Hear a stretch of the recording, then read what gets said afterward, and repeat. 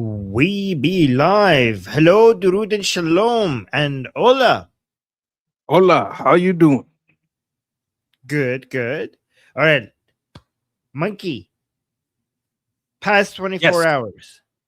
What's Iran been stuff. going on? How are you feeling? I always like to check with my monkey. Okay, so here's the thing. Last night we went to an in-depth analysis of the 5x5. And after that I was a little exhausted and I just hit the bed. So I don't know exactly what happened after your show with Ali.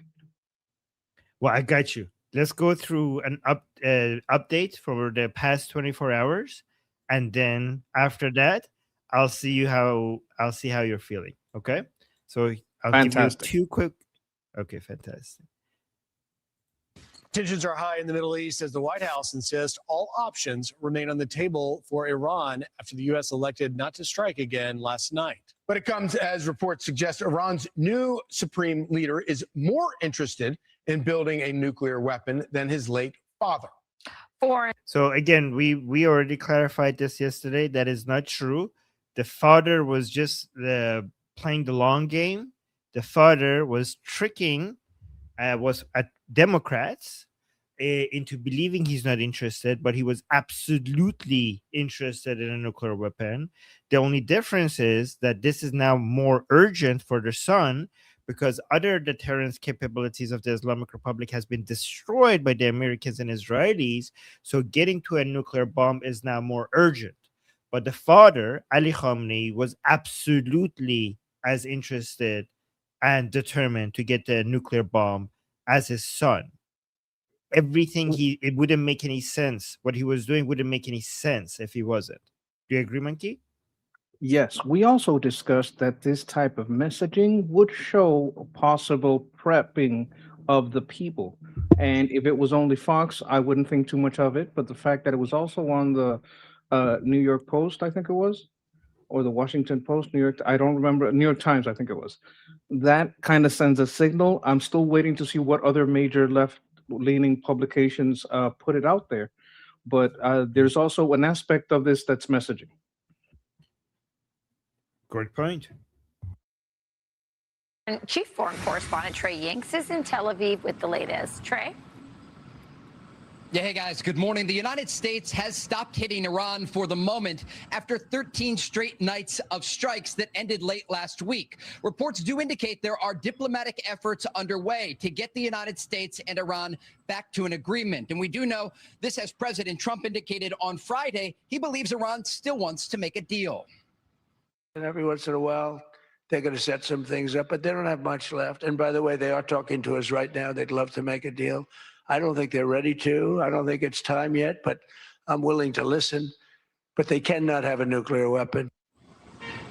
While diplomatic efforts unfold with Iran, the Iran-backed Houthis in Yemen are once again in direct conflict with Saudi Arabia after attacking two Saudi-owned oil tankers last week. The Saudis responded with heavy airstrikes against the Yemen-based proxy group. The Houthis then ramped up attacks on Saudi oil refineries, launching new missiles over the weekend. Days ago, President Trump issued a warning to the Houthis, saying that if attacks on vessels in the Red Sea continue, that both the Houthis and Iran would pay a military price. Despite this, the Houthis are still threatening the Bab al-Mandab Strait, saying that a blockade on Saudi vessels remains in effect. We're also tracking another interesting development involving Ukraine. Ooh, this is the most interesting part of the recent development. Okay, the two wars, which were always connected, are now getting more connected. The Russia versus Ukraine war is now getting very, very connected to the United States and Israel versus the Islamic Republic war. And there is a chance that they're going to be completely merged with each other. There might be a merger. Ukraine has entered the war against the Islamic Republic, and Russia, I mean, they were already in it, but they have more openly now entered the war against the Islamic Republic. And Russia has also been involved in the war against the United States in the Islamic Republic versus United States war, and they might even become more transparently involved as well. I mean, well, not more transparent; they're never transparent. More, like in a bigger way. So, if these two wars get completely connected, you will see uh, maybe Europe getting dragged into this war. I do think that the Israelis have been communicating with the Ukrainians, hoping that there will be a more global coalition against the Islamic Republic, and getting Ukraine involved, which is in their strategic interest to get involved, is a way to get Europe involved as a whole, because Russia is involved, so Europe should be involved. What do you think, Menki? I think when China and Russia and Iran are having problems, they may try to pool resources with other authoritarian blocs. And if an authoritarian bloc becomes all involved, then the more liberal democracy, constitutional republic bloc might be involved. And I highlighted a comment here that kind of like shows where this could go. World War III. Yeah, it could go that direction. Which is Jeff has been saying for like a week. No, actually like a month. Right, yes. We're also tracking another interesting development involving Ukraine. According to Ukrainian President Volodymyr Zelensky, Ukrainian forces struck Iranian vessels that were carrying military cargo between Russia and Iran in the Caspian Sea, an expanding front in this war. Countries across the region do remain on alert today, including Israel. The Israelis held a cabinet meeting this morning, and there are questions about what the days ahead will bring. Guys? Thank you, Trey. Well, here's a more recent one, actually, from Trey. That was from earlier, like 23 hours ago. But now he's a more recent update. The past 3 nights, the United States has halted strikes against Iran, but the White House is making clear the military option remains on the table as the administration is exploring a variety of options moving forward with both diplomacy and intense economic pressure.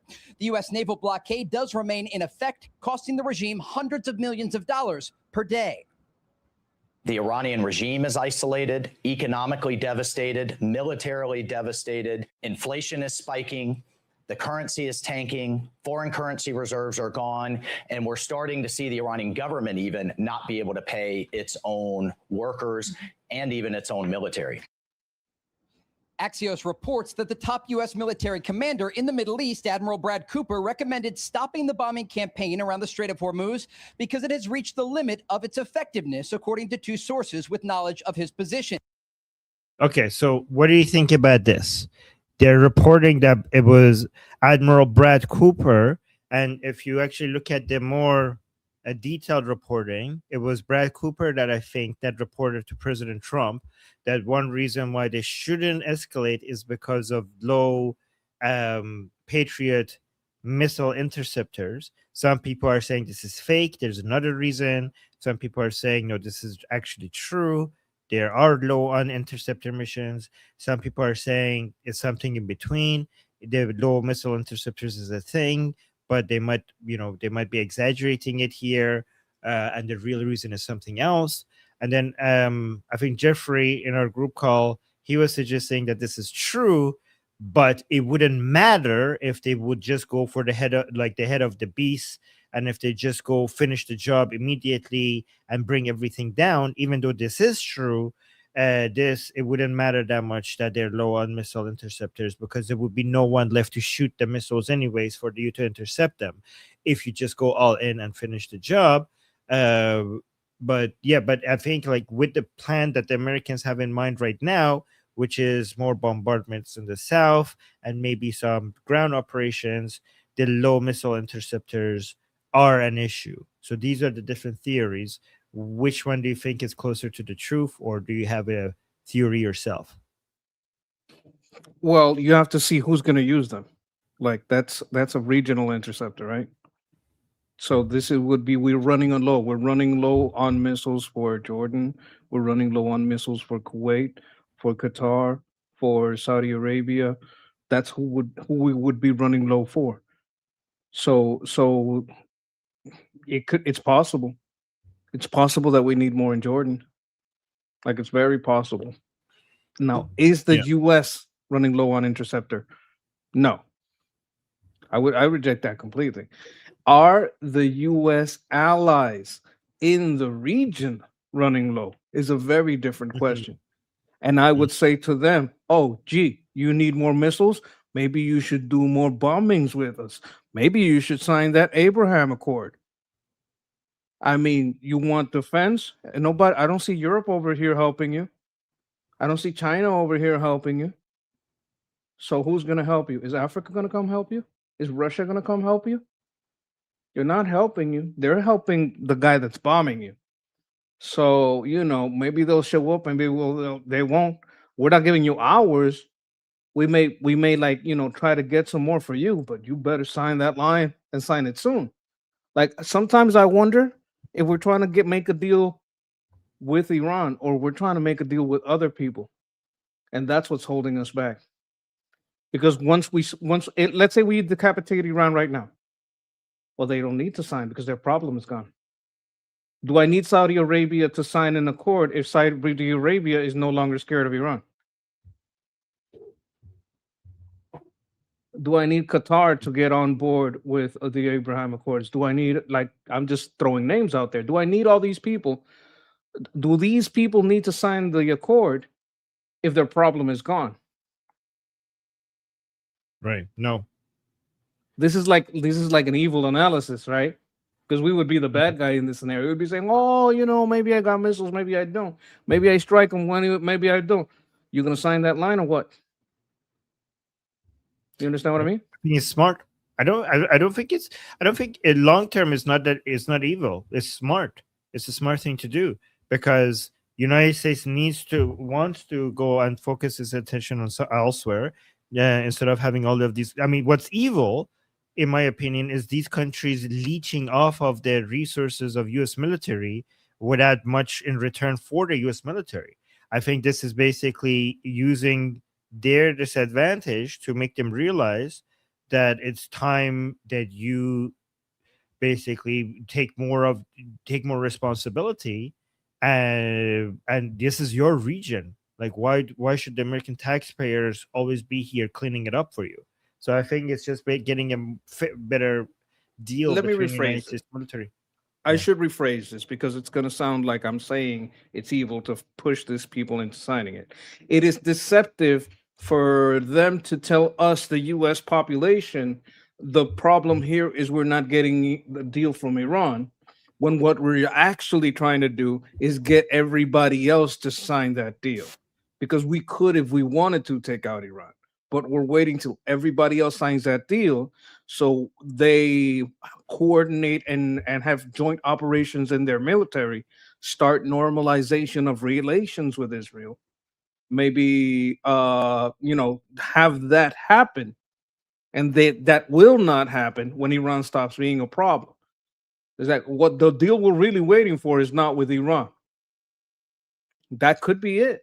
That's not something I've talked about before. My problem with it is, Iran could say, "Oh yeah, we agree to everything," but even if they do agree to everything, we could say, "Oh no, but you got to change this word," and make them go back to the table. Well, what we're really trying to get is not even about them. Yeah. By the way, guys, if you have any questions in the chat, let us know. Monkey is paying attention to the chat while I play these videos, and he's going to star your questions. Oh, we already got a super chat. Casey, thank you so much, Casey, for the super chat, saying Mark Levin talked about the Shah last night. I have it ready. I just waiting for, I don't want to play it at the beginning. And yes, thank you so much for paying attention to all of this, guys. You guys are amazing. I have it right in our list. It's a very important new update. I'm very excited to share that with you guys. Very excited to share it. So thank you for bringing that up. Now we could actually use this to get people excited about what I'm about to show you guys. And Steve is a very important point. He's saying monkey is smart. Yep, this is the smartest monkey I've ever met, for sure. Yes. Thank you. Oh. Okay, thank you. Okay, yeah. Oh, one thing else I want to mention is that what do you guys think about? I think it's a very the Ukraine getting involved is going to be very devastating for the Islamic Republic. because I mean, there was one Ukrainian, I don't know who was it, was it Zelensky or someone else, that just yesterday reminded the Islamic Republic that you don't like, if we get involved, like he said, we're killing like around 30,000 Russian soldiers a day, right? Like, I don't know if that was a number, but it was something like that. But like, we're doing that. You don't want to mess with us. If we come to Iran, you're not gonna like it. Which is He's our European Jelani. Yeah. Yes. They are pretty effective. Like, they are. Like, I know we've been praising United States and Israel a lot, but I think a lot of people who pay attention to the Middle East, but not paying attention much to what's happening between Ukraine and Russia, once Ukraine gets more involved in the Middle East, they're gonna be like, holy crap, these guys are good at what they do. Well, I think it's just closing another line of supply. That's basically what they're doing, right? Yeah. Because what they're hitting is ships that were supplying from the north. Yeah, I mean, and also the Islamic Republic has been killing Ukrainians in the hundreds of thousands by providing, unfortunately, this is like something a lot of people need to know. This is like a huge tragedy that doesn't get talked about. The Shah, I mean, it does, but we should talk about it even more. Is the Shahed drones that the Islamic Republic provides to Putin that has been killing so many Ukrainians, right? Like so the Islamic Republic has been involved in killing Ukrainians in unbelievable numbers. I remember they've been hitting those factories of Shahed drones in Iran since before even Syria fell. Like, this has been going on for a while. Yeah. Okay, let me actually check. I think Israel hit factories though. Yeah. I'm like again, if they just go look at what's happening in Russia, and then we have such a powerful ally on our side, Ukraine, and I think this is why Prince Reza Pahlavi was meeting with Zelensky so often, and why they have such a good relationship. So let me see what the actual number is. So I know I said 30K, guys. I was like, I was just talking about what that politician was saying, but maybe he was saying a month. So that number, I don't remember the number. So okay, daily is 1,000. So basically, he was probably saying a month. Daily, they're killing 1,000 to 1,500 Russian soldiers. So basically, around 30,000 Russian soldiers a month. But yeah, let's continue with this. Now, despite the pause in military action, countries across the region remain on high alert. Israel's Prime Minister Benjamin Netanyahu spoke with Fox News over the weekend ahead of his trip to the United States, where he described what will happen if Iran attacks first.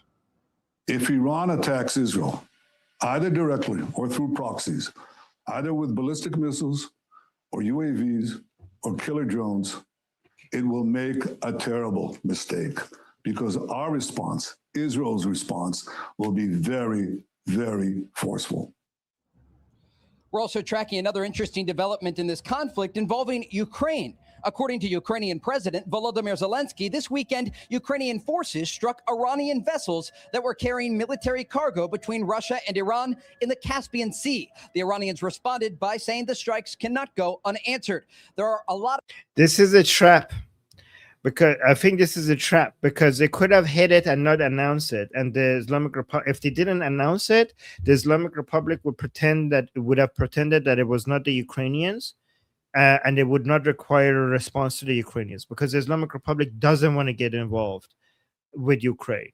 The fact that Ukraine hit the ship and then came out publicly announced it that this was us, is that they're trying to force the Islamic Republic to respond. So they want in. They won't end on this fight. I think That's what it's about time. Like, let them get in. They've been, under this regime's basically weaponry, the attack of their weaponry, their supply lines are a direct threat to Ukraine. Who knows how directly they're tied? I don't know. It could be more than we know. I hope this brings Israel and Ukraine closer together, because I know Israel had something to do with this plan.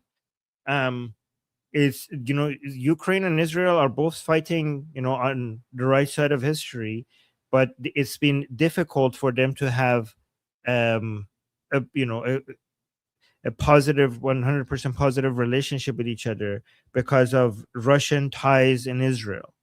So, but I hope this brings Israel and Ukraine closer together with this, because they're shared enemy, the Islamic Republic. But the Russia issue makes it a bit difficult. Caspian Sea. The Iranians responded by saying the strikes cannot go unanswered. There are a lot of moving parts right now in the region, but there's also an ongoing U.S. military buildup to give President Trump a variety of options moving forward. This is a good update. Speaking of Israel, Prime Minister Netanyahu was on his way to meet President Trump, and right before he left, this is what he posted. Oh my God, it's in Hebrew. So let me read the caption. Saying, I am on my way to Washington for a meeting with our friend, President of the United States, Donald Trump. This is my 8th meeting with him since he was elected president. More than any other international leader, it is a great privilege, but it is also a great responsibility. In my experience as prime minister, one must act in these complex times with both great determination and great wisdom. We will discuss all of the topics on the agenda headed by Iran. I am setting out on this mission with one clear goal: to ensure the security, strength, and future of our dear state of Israel. So, Mikey, what do you think is going to be exchanged in this meeting? Like, I mean, I know we can't tell for sure, but what do you think this meeting is about, and what do you think the result of it is going to be? Well, first of all, he should drop by New York and tell Mandani, what's up? What you gonna do? What you gonna do, homie? Yes. What's up? I heard you talking lots of poo-poo. What you gonna do? Yeah. That should definitely happen. I think there are things that you wouldn't talk about over the phone. I think they're gonna sit down in some kind of skiff, some kind of briefing room, and talk about some joint strikes about what's going on. Like I was saying before, if part of why we're holding back, it's because we're not waiting for a deal with Iran. We're waiting for the Abraham Accords to expand into other places. That would be a discussion to have with Israel, which is basically being represented here by Netanyahu. So if my earlier deduction pans out to be true, then this would be directly relating to that. Because maybe they did get an offer to accept from Saudi, but the Saudis have some conditions, and that would need to be discussed with Bibi. Does that make sense at all? Yeah. Why do you think he needs to discuss that in person instead of like through secure lines, though? I don't know. Maybe there's things we would tell Bibi that we wouldn't tell his security apparatus directly. Mm-hmm. Like maybe we don't. That's just one assumption, because remember, sometimes intelligence agencies are politicized. You understand? And you're in the middle of a political campaign. So if you want something, look, I'm going to tell you this, right? But you decide when to use this information, either publicly or privately. This is what I want to do. I don't know how you want to shape this with your public, because we got to understand, if there is going to be a deal with the Saudis, if there is going to be a deal with any other of those regional partners, that has to be disseminated to Israel. And who is going to better know when to use this information politically than Bibi? Let him choose how and when to say it most effectively. Maybe for his campaign, maybe not, but definitely so that it doesn't cause some kind of backlash, misunderstanding, how to say it right. Well, I would rather any of those talks Bibi be the one, because it's like half diplomatic, half military intel. I would rather talk about it personally, have a long talk about it, long talk about future plans. So there's a lot of things to be discussed. Maybe I want to talk to him about these nuclear reactors too, get his take on it. Just sit down and have a long talk about it in a secure place where you're not limited by time. You don't have people calling on you because they know he's just on the phone. We'll just wait at the door. If they're like, nobody's gonna bother us, we're sitting here alone, it also gives you a lot of breathing room to discuss a lot of topics. You know what I mean? Yep. All right. One more. I want to see before we go to the Pahlavi video, which is what we've been waiting for. I want to do one more video that because the title is Trump pauses Iran strikes for third straight night. I just want to see if okay, it's basically the same. Never mind. I'm not going to do this one. Let's just go to the Pahlavi video. I think they're going to do it's 2 minutes. Let me just see if they say anything new regarding if it's because of the interceptors or anything like that. Giving diplomacy efforts more time as President Trump moves to pause U.S. strikes on Iran for the third night. Chief Foreign Correspondent Trey Yanks joins us live from Tel Aviv with the latest. Trey. Yeah, hey guys, good morning. For the past 3 nights, the United States has halted strikes against Iran. Axios reports that the top U.S. military commander in the Middle East, Admiral Brad Cooper, recommended stopping the bombing campaign around the Strait of Hormuz because it has reached the limit of its effectiveness, according to 2 sources familiar with knowledge of his position. Now, the White House is making clear that the military option remains on the table. Okay, wait a minute. According to who? Did you hear that? That was very sneaky. Axios. That's bullshit. That's basically okay. According to bullshit, 2 people not even familiar with him, not 2 people familiar with his position. What is that? That's basically nothing. Yeah. So basically, we shouldn't take that into account. So why is Trade reporting on it then? Why is Fox News reporting on it then? Because they want to shape a narrative. Mm-hmm. Okay. Interesting. And the narrative, this is why we're doing it. Go on. No, that was it. That the narrative, this is why we're doing it. That's the narrative. Okay. But officials are giving diplomacy and intense economic pressure time to work. The U.S. naval blockade remains in effect, costing the regime hundreds of millions of dollars per day. Yeah, see, a lot of people in our chat don't trust Axios. And Steve is saying because there is nothing else to talk, there's nothing else about it. Okay. Because there's nothing else to say. Yeah, there's no other reporting about it other than that. Administration inherited, the Secretary Hegseth inherited a depleted situation from not only Ukraine, but also the ongoing fight with the Houthis under the Biden administration. The U.S. military, and I've verified this every which way, has everything that it needs to conduct this campaign as effectively as it needs to be. And I have to tell you, the people that are leaking this nonsense deserve to be in jail. Wow. Despite the pause in military action, countries across the region remain on high alert. Israel's Prime Minister Benjamin Netanyahu spoke with Fox News over the weekend ahead of his trip to the United States, where he described what will happen if Iran attacks first. If Iran attacks it. So we already heard that. But here, let me actually show you this. The Foreign Ministry of the Islamic Republic responded to the Ukrainian attack. Let me see what he said. I'm not going to play this. Stop talking. All right, here. He's saying the behavior of the Ukrainian president is reminiscent of the behavior of anarchists who, on the eve of World War I, carried out theatrical and very dangerous actions whose consequences affected all of Europe. Wow. The Ukrainian regime downgraded its country to a tool for geopolitical disputes between powers starting 4 years ago.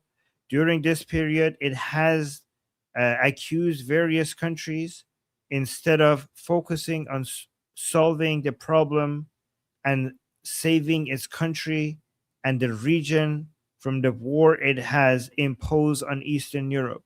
And in a way, on the whole world, it has constantly blamed others. Okay, so this is interesting because they're saying this is what Europe did before World War I. So, Monkey, this Bagai guy, the foreign minister of the Islamic Republic, he thinks that what Ukraine is doing might start a world war, like you were saying earlier. Interesting. They're seeing it coming as well. Okay.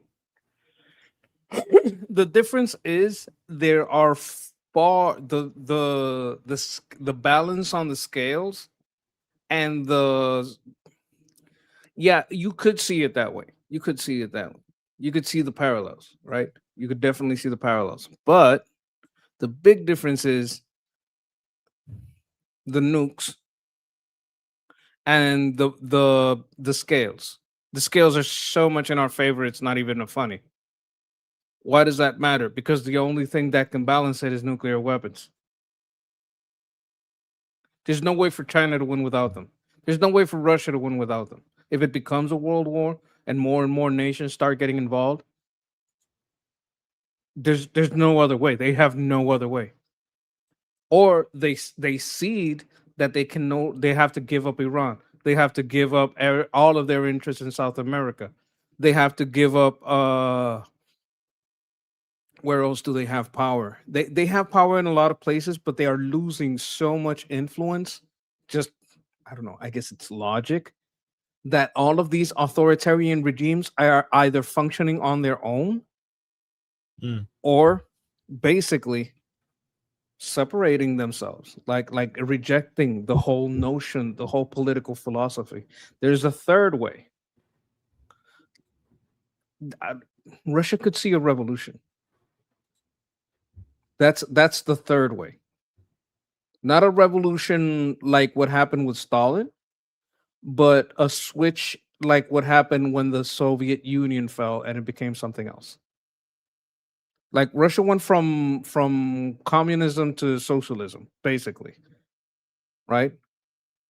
It could change into something else. I wouldn't say capitalism. I wouldn't trust the oligarchs who, grab Putin and, disappear him or defenestrate him or whatever they do to make a better system. But there might be a change coming. It's not looking good for China either. When you look at China's economy, when you look at China's infrastructure, when you look at China's military, it is not looking good. So people say World War III, and I would see a World War change, but I wouldn't call it World War III because the only thing they can do is launch a nuke, and even that won't guarantee that they'll be able to control their population. Right. So there's some comments I want to highlight. Shauna saying they are comparing Ukraine to anarchy because they believe that Ukraine is part of Russia. Yep, they're on the wrong side of this. Thank you so much, Shauna, for the point. And Steve is saying, can you even call it world war if it's one or two countries against the whole world? I mean, that's why I prefer calling it a Cold War. I don't think that Russia and China are going to get seriously involved in this. I might be wrong about this. I think Russia and China will only get involved through proxy instead of directly getting involved with the United States. So some people want to call it World War III, and I see why they're saying I prefer to call it Cold War II.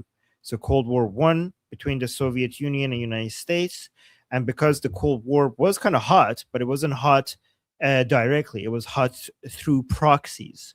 So this is another Cold War between China and Russia on one side and United States and Israel and its allies on the other side.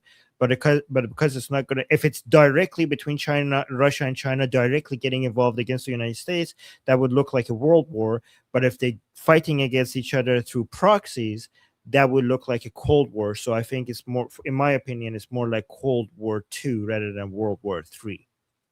Okay, if I may. I would say if we're going to talk about the three centers of authoritarian power, it's Russia, China, and Iran. Am I right about this, or is there another one that I'm not thinking of? North Korea is not a superpower. It doesn't have the kind of power Russia and China do. The only one that's even close is Iran, and it's far behind. Right? So yeah, those are the three. No. Two of those are in a hot war. I wouldn't say Islamic Republic is even close to be considered a major power. I would say the Islamic Republic is a proxy. Who's above them? Yeah. I mean, I think the major powers here are only Russia and Putin and the CCP, and Putin is getting so weak right now that I wouldn't consider them a major power right now anymore. So it's just the CCP that is a world power. You have to consider their nukes. Okay, fine. So you Right. keep China and Russia, but like let's engage in the argument. Who's number 3 if it's not Iran? In the authoritarian corner. There is, I mean, okay, so number 3 would be the Islamic Republic, but they're so Okay. far behind that it wouldn't be they wouldn't be considered like a major power. There would be a proxy. But for those authoritarian regimes, they would be losing their number 3. Yes, that's true. I agree with you 100%. So basically, of our 3-legged table, 2 legs are on fire. 100%. Yes. Completely true. It's Cold is- War too, but it's heating up.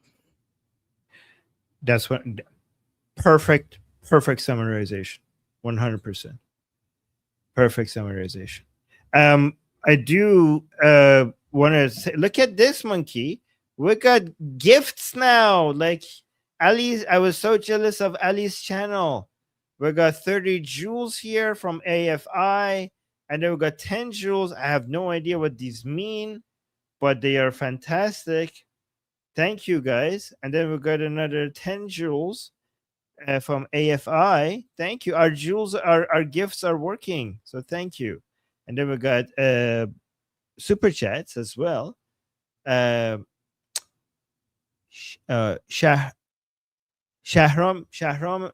Irani, thank you so much for the super chat, saying greetings to Iranian, Israeli, and American people, and to all peace-loving and freedom-loving nations around the world. Javid Shah. What a beautiful message! Isn't that a beautiful message? I love that beautiful message. Payande Iran. Payande Iran. I also like the profile picture. It's like 2 lions with Israeli flag and the lion and sun flag of Iran. Beautiful. Thank you. And then Kevin just gifted 1 membership in the chat. Thank you so much, Kevin. And Kevin, always supporting us. And again, thank you for your service, Kevin. And then Shauna with a super chat saying Trump is leading the march of the counter-revolution to the anti-West revolution that has been going on for the last 70 years. Rubio will lead us home. Wow. That is a beautiful thought. What do you think about that, Monkey? I like the way she describes it. I absolutely agree. I That's actually beautiful. want to send you a link that supports that. How Rubio is sort of leading the way on this, especially in South Really? America. Okay. You don't have to watch it. You can just read it because it's in Spanish. Okay. Let me bring it up. This is relevant to Shauna's super chat. It's saying Colombia's president-elect. Oh, do you want to read this or should I? Sure, I'll read it. Colombia's president-elect, Abelardo de la Espriella, says he'll close embassies in Algeria, Azerbaijan, Barbados, Cuba, Chechnya, Ethiopia, Ghana, Haiti, Hungary, Malaysia, Nicaragua, Romania, Senegal, and South Africa. Like, he doesn't want any of that influence. He's going full in on American exceptionalism. And he'll also cancel plans for an embassy in Palestine, cancel that, and merge Colombia's diplomatic mission in France and Italy. Like, I don't know what merge means. Like, he's gonna turn both of those into one instead of having one for Colombia and one. No, we're gonna have one for these 2 places. Maybe put it at the border. Like, we're not wasting a lot of money on this. He also says Colombia will maintain diplomatic relations with all countries except Cuba and Nicaragua, but he's like closing down like budget. He's like, we're not wasting money on this. We'll talk on the phone. You can call me. Give me a little ring-a-ding. That's amazing. That's crazy. Okay. That's pretty interesting. All right, let me move on to the next super chat. You know what? I kind of see why Justin is saying this. Thank you, Justin. Saying actually, Cold War I never stopped. It just changed landscapes. That I completely see your point. And but it still makes sense to call it Cold War II, maybe, because World War II was also connected to World War One. So even though they were connected, we gave them two different numbers, or 11. I don't know. I lost count. So even the Cold War II is a continuation of Cold War One, because there was a gap in between. It still makes sense to call it Cold War II, in my opinion. But I see your point 100%. Just right. Monkey, look at this! Yay! I know you like this. I have this one guy. from him that you should see. Send it. I have one from him that you should see. I haven't seen it, but I read what it says, and it's Asmongo reviewed it. That's why I saw it. Let me see if I can find it. Oh, here we go. And I gotta find it on my Twitter. Here's the Twitter bookmarks. I had it bookmarked, and one of the things that he says, like I saw the reaction and kind of the gist of it, but I didn't really see it. Okay, bookmarks. US React. Here we go. All right.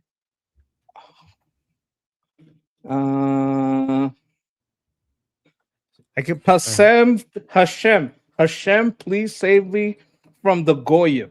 It's like he's converting. He's converting to Judaism. He doesn't want to be a part of the Goyim anymore. And I haven't seen it, but he's getting so annoyed by how stupid anti-Semites are that I don't trust him. Like, guys, remember, I don't trust this guy. None of us are telling you to trust this guy, but I can understand why he is annoyed with the stupidity of anti-Semites, because they're pretty stupid. It's his people. He's frustrated. But no, but it's like, look, let's say you have oh my god, like a gaming club, and you play a certain game. I don't know, maybe it's Halo or whatever. And it's one thing to have the Halo of Iran's Halo, or you have your Canada Halo club, but then you let in all the third world into your Halo club. You understand what I'm saying? Yeah, and it kind of lowers the quality of the conversation, right? A little bit. You can't even talk. The third, and this is just the beginning, by the way. Like, it's gonna get so bad. The third world is getting more and more online. As the internet keeps getting to more places, you're gonna see a major drop in quality of views online, and is going to come to United States, because it doesn't matter if you are in America. These are views, and views make money. And even if you're a content creator in America, you see the millions of more people that are on screen, and you could make money by making content for them. So content creators are going to dumb down their content as well to be able to appeal to these people as well. So even he doesn't want to do that, though. He's just upset at the low quality of the new anti-Semites. Yeah, she's like, I want that good stuff. I want the good anti-Semitism, the high IQ local one. Anti-Semites only, no foreigner anti-Semites. Yes, the good grade A American. By the way, YouTube, we're joking, we're against anti-Semitism, but it's just funny how Nick Fuentes is getting frustrated with the Jew haters. Let's see what he has to say here. Fuentes is a Sephardic Jewish last name, sent $20. And maybe, I'm so Yahweh, Hashem, please, Hashem, Hashem, please, I hope it's true. Please save me from these goyim. Can I join the club? Oh my God! You know what? I think he's half serious. I told you where this was going. I haven't seen this, but it's pretty funny. Because I think he thinks like the Jews are doing it right and his people, white people, are doing it wrong. And he was like, what? I think he secretly wishes he was a Jew. Well, now it's open. Yeah. Carolyn is saying, Armin, why are you doing this to us? Isn't this kind of hilarious? I mean, they're losing. He's losing. He knows he's losing. Okay, you know this guy better than me. Would you have dreamed of seeing him say something like this before? I mean, no, not the complete. I mean, here's what I know about him. He will go in so many different directions, right? And he will keep betraying the people that supported him for certain reasons. Eventually, he will turn against them, but to this extent, maybe not. Yeah, he seems very frustrated. Yeah. So saying Armin is torturing us. Isn't this funny to see the fall of our ideological enemies? The level of desperation. I don't think this is torture. I think this is fun. I know you guys are joking, by the way, but let me play this. Please, I hope it's true. Please save me from these goyim. Can I join the club? Please wrap me up like I'm leftovers. Put the cube on my head. Hashem, please tell me it's true. I am not one of these niggas. I know I am not one of these niggas. I am not a goy. Can we even play this on YouTube? He's using the N-word? I mean, it was on YouTube when I saw it. I haven't seen it, but I saw someone review it on YouTube, so it should be fine. We didn't say it. He said it. YouTube, we didn't say it. He said it. We're reviewing him. Yes. Oh, man, I can't wait. Me and Shapiro and Joe Lonsdale at Shabbat is going to go crazy, man. I cannot wait. You're not a traitor if you're one of them, you know? If you see me wearing the tiny hat, it's not treachery if I'm just taking my own side. Hashem, if you can hear me. You know, one thing I will say, this is consistent with his views before. He does think that the Jews are doing the right thing for their people. You know that, like Monkey, historically, like he thinks like the Jews are taking the world and they're doing this and they're taking over that and they're destroying our civilization, right? But he always used to say that if I was them, I would be doing exactly the same thing, right? But they're doing, like, he thinks the Jews are scheming with their evil ways and whatever. But well, he doesn't say like, but he says like what? But they're winning and they're doing right by their people. And we need to push back against them. Like he thinks that everybody is doing it right except white people. Like he thinks that Muslims are doing it right for when it comes to their interests. The Jews are doing it right when it comes to their interests. It's just the white people who are doing it wrong. And okay, so basically, we should be doing what they're doing. People, wake up! Look at what they're doing. We gotta be like them, basically, right. But not admitting it as hard as I am. Like not being as direct about it as I am. Now he's just straight up admitting it. Like lately, he's just admitting it. He's just like saying they're better. I want to be with her. I saw another video. Isn't this one where he wants to, like, they have a better bench. They have better people. They have something like that. I don't remember too well because I think I didn't even see the whole thing. But he goes into like why. Like he's seeing himself as on the wrong side. He wants to do a DNA test. That's like wrap me up like leftovers. Like he wants to take a test to see if he's Jewish and then just switch sides. Yeah, he's like, I hope it's true, so I don't have to defend your weak ass. You mean white people are basically weak, and he wish, yeah. Oh my god, he's making the case. Like he may fake a DNA test, just switch sides. I don't know. He's like, I'm gonna check. Like he's like. You know who did this? Asmongold did this. Look, guys, you want to call me Asmund Goldstein? I'm going to take the test and I'm going to go to that wall because he's become increasingly. He was never anti-Semitic, but he was more like, I don't want to be involved in all this stuff. And when he saw what happened to the Iranian people, he's like, no, wait a minute, these people are evil. Then he saw the whole thing about Gaza. He's like, I think some of these people are full of shit. Like he's just waking up to more facts, and he's becoming more open to listening to the Jewish side of things than gone very much away for like over a year, I think now, from the more isolationist stance. He was never anti-Semitic, but he was a bit more isolationist. He has completely changed as far as that. He's still kind of isolationist, but he sees that we do have interests that are outside of our borders.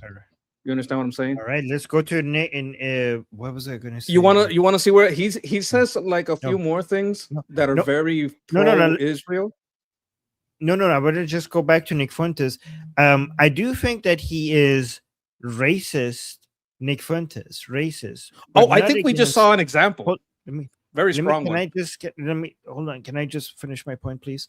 What I'm was I going sorry. to say? I'm so sorry. That's okay. I love you, monkey. I was just gonna say that I think Nick Fuentes is racist against white people, and but he thinks that you should defend your tribe because you're in that tribe and you have to win that and you have to crush other people. But he regrets being in the losing tribe. That's what I think he thinks, based on what I've seen from him. And he wishes that he was like part of these other tribes that are know what they're doing. Like they care about family, they care about strength, they care about destroying their enemies. So it's interesting because a lot of people think he's a white supremacist. I think he's an anti-white racist that is defending his tribe because he thinks that's the right thing to do, but he wishes that he was a member of a different tribe. That's what Tribe, best tribe is what he's thinking right now. I thought you were saying he's racist in general, and I'm like, oh, I think we just saw an example. No, but I do think he's racist against white. You are correct. Yeah. Thinks they're weak. Please open the path. No, just kidding. It's obviously a joke. I reluctantly accept my leadership over you people. Yeah. I Look how much he hated over you people. You people. He hates them. No, I know. Yeah. We're goyim. It's great. I love being a goy. No, it's great. I love being a goy. It's the best. I hate being goyish. It's awesome. Fuentes is a Sephardic Jewish last name, sent $20. I believe that when it comes to October 7th and the traditional perspective rabbinic Jews will have of it is that they didn't get Nick to do a striptease with his kosher pecker out to the big Yahoo. Oh, come on. Why? Just Bryce why sent with $20. this? What exactly is the modern equivalent of manifest destiny for the America First movement today? Kill your, please. Oh my God. Wait, no. He hates his audience. He hates them. He hates them. And that's something that we cannot play. Okay, guys? If you are feeling like that, please go get help, talk to professionals. And you know what? This is getting dangerous. I'm going to go to him. He's joking. He's absolutely joking. Yeah. I know. Let me go back to Iran stuff, though. Okay. Wait. Yeah. Do you want me to finish that? A little while ago, you told me, I don't think he's going to switch sides. Now, do you think it could happen? Well, he can't because he's not a Jew. He thinks it should be in your DNA. Like, what if it is though? What if he says he's never taken the test? If it is, then he will switch sides immediately. Yes. Yeah. but he can switch sides. But let me I want to see the rest of this really quickly. I just want to pass the whole "go do this to yourself" part here, brother. I struggle to model the theory of mind that asks that question. How does that question I want to understand the genesis of that question. I want to understand the theory of mind that explains how that question is asked. What are you talking about? What the fuck are you talking about? My God. Do you understand anything I'm saying? Clearly not. That's the most heartbreaking thing about the show is realizing that like 90% of you have no idea what I'm talking about. 90% of you have absolutely no idea what I'm talking about. And you're just here for the kecks. You're just here for the giggles. He said nigger on the show. Like, that's what you're here for. Okay. Oh my God, YouTube. Oh my God, this guy is going to get us. You can say that on YouTube. Like, the other thing was more of a problem. But like, he is definitely hates his audience. I've seen this happen to other audiences, leftist audiences. Hassan is going a bit through it too. When you side with leftists and anti-Semites and you have half a brain, you wind up hating your audience. You wind up hating them because you're so stupid. They're so stupid. These anti-Semites are so stupid that because he has half a brain or more, and most of them audience has like a quarter or less, it's driving him insane. Like he's a high IQ anti-Semite, but that's a low bar. And he's a little bit above because he's a grifter, man, it's driving him crazy. I've noticed the same thing in Iran with the pro-regime people. Some of them that have above room temperature IQ, they keep looking at they're doing like deep analysis, and then they look at their audience and are like, oh my god. So this is why so many, they're like, so I see comments sometimes where they're like, okay, we're gonna lose this and we deserve it. We're gonna lose this war, Right? and because you This manifests like, itself in many communities, I think. Yeah. All right. Let me finish this few more seconds. It's fine. But like you don't know, you don't understand any of this. What does that even mean? What is the modern equivalent of manifest? What are you talking about, stupid? You don't even know what you don't even know. You don't know what you're talking about. You don't know what I'm talking about. I don't even know how you people get dressed in the morning. I don't know how you're out there living a life. It's disturbing. Oh my god, what a positive, healthy relationship with between this man and his audience. Great community. I mean, I built understand. If I had an audience that stupid, I'd be frustrated. there. Wow. You only get one or two of these people, and he gets hundreds of them. And they're arguing with you. These guys pretend to be on his side. They're like, I'm proud of what I said. Right, I'm on your side. It's not the same. Yeah. Wow.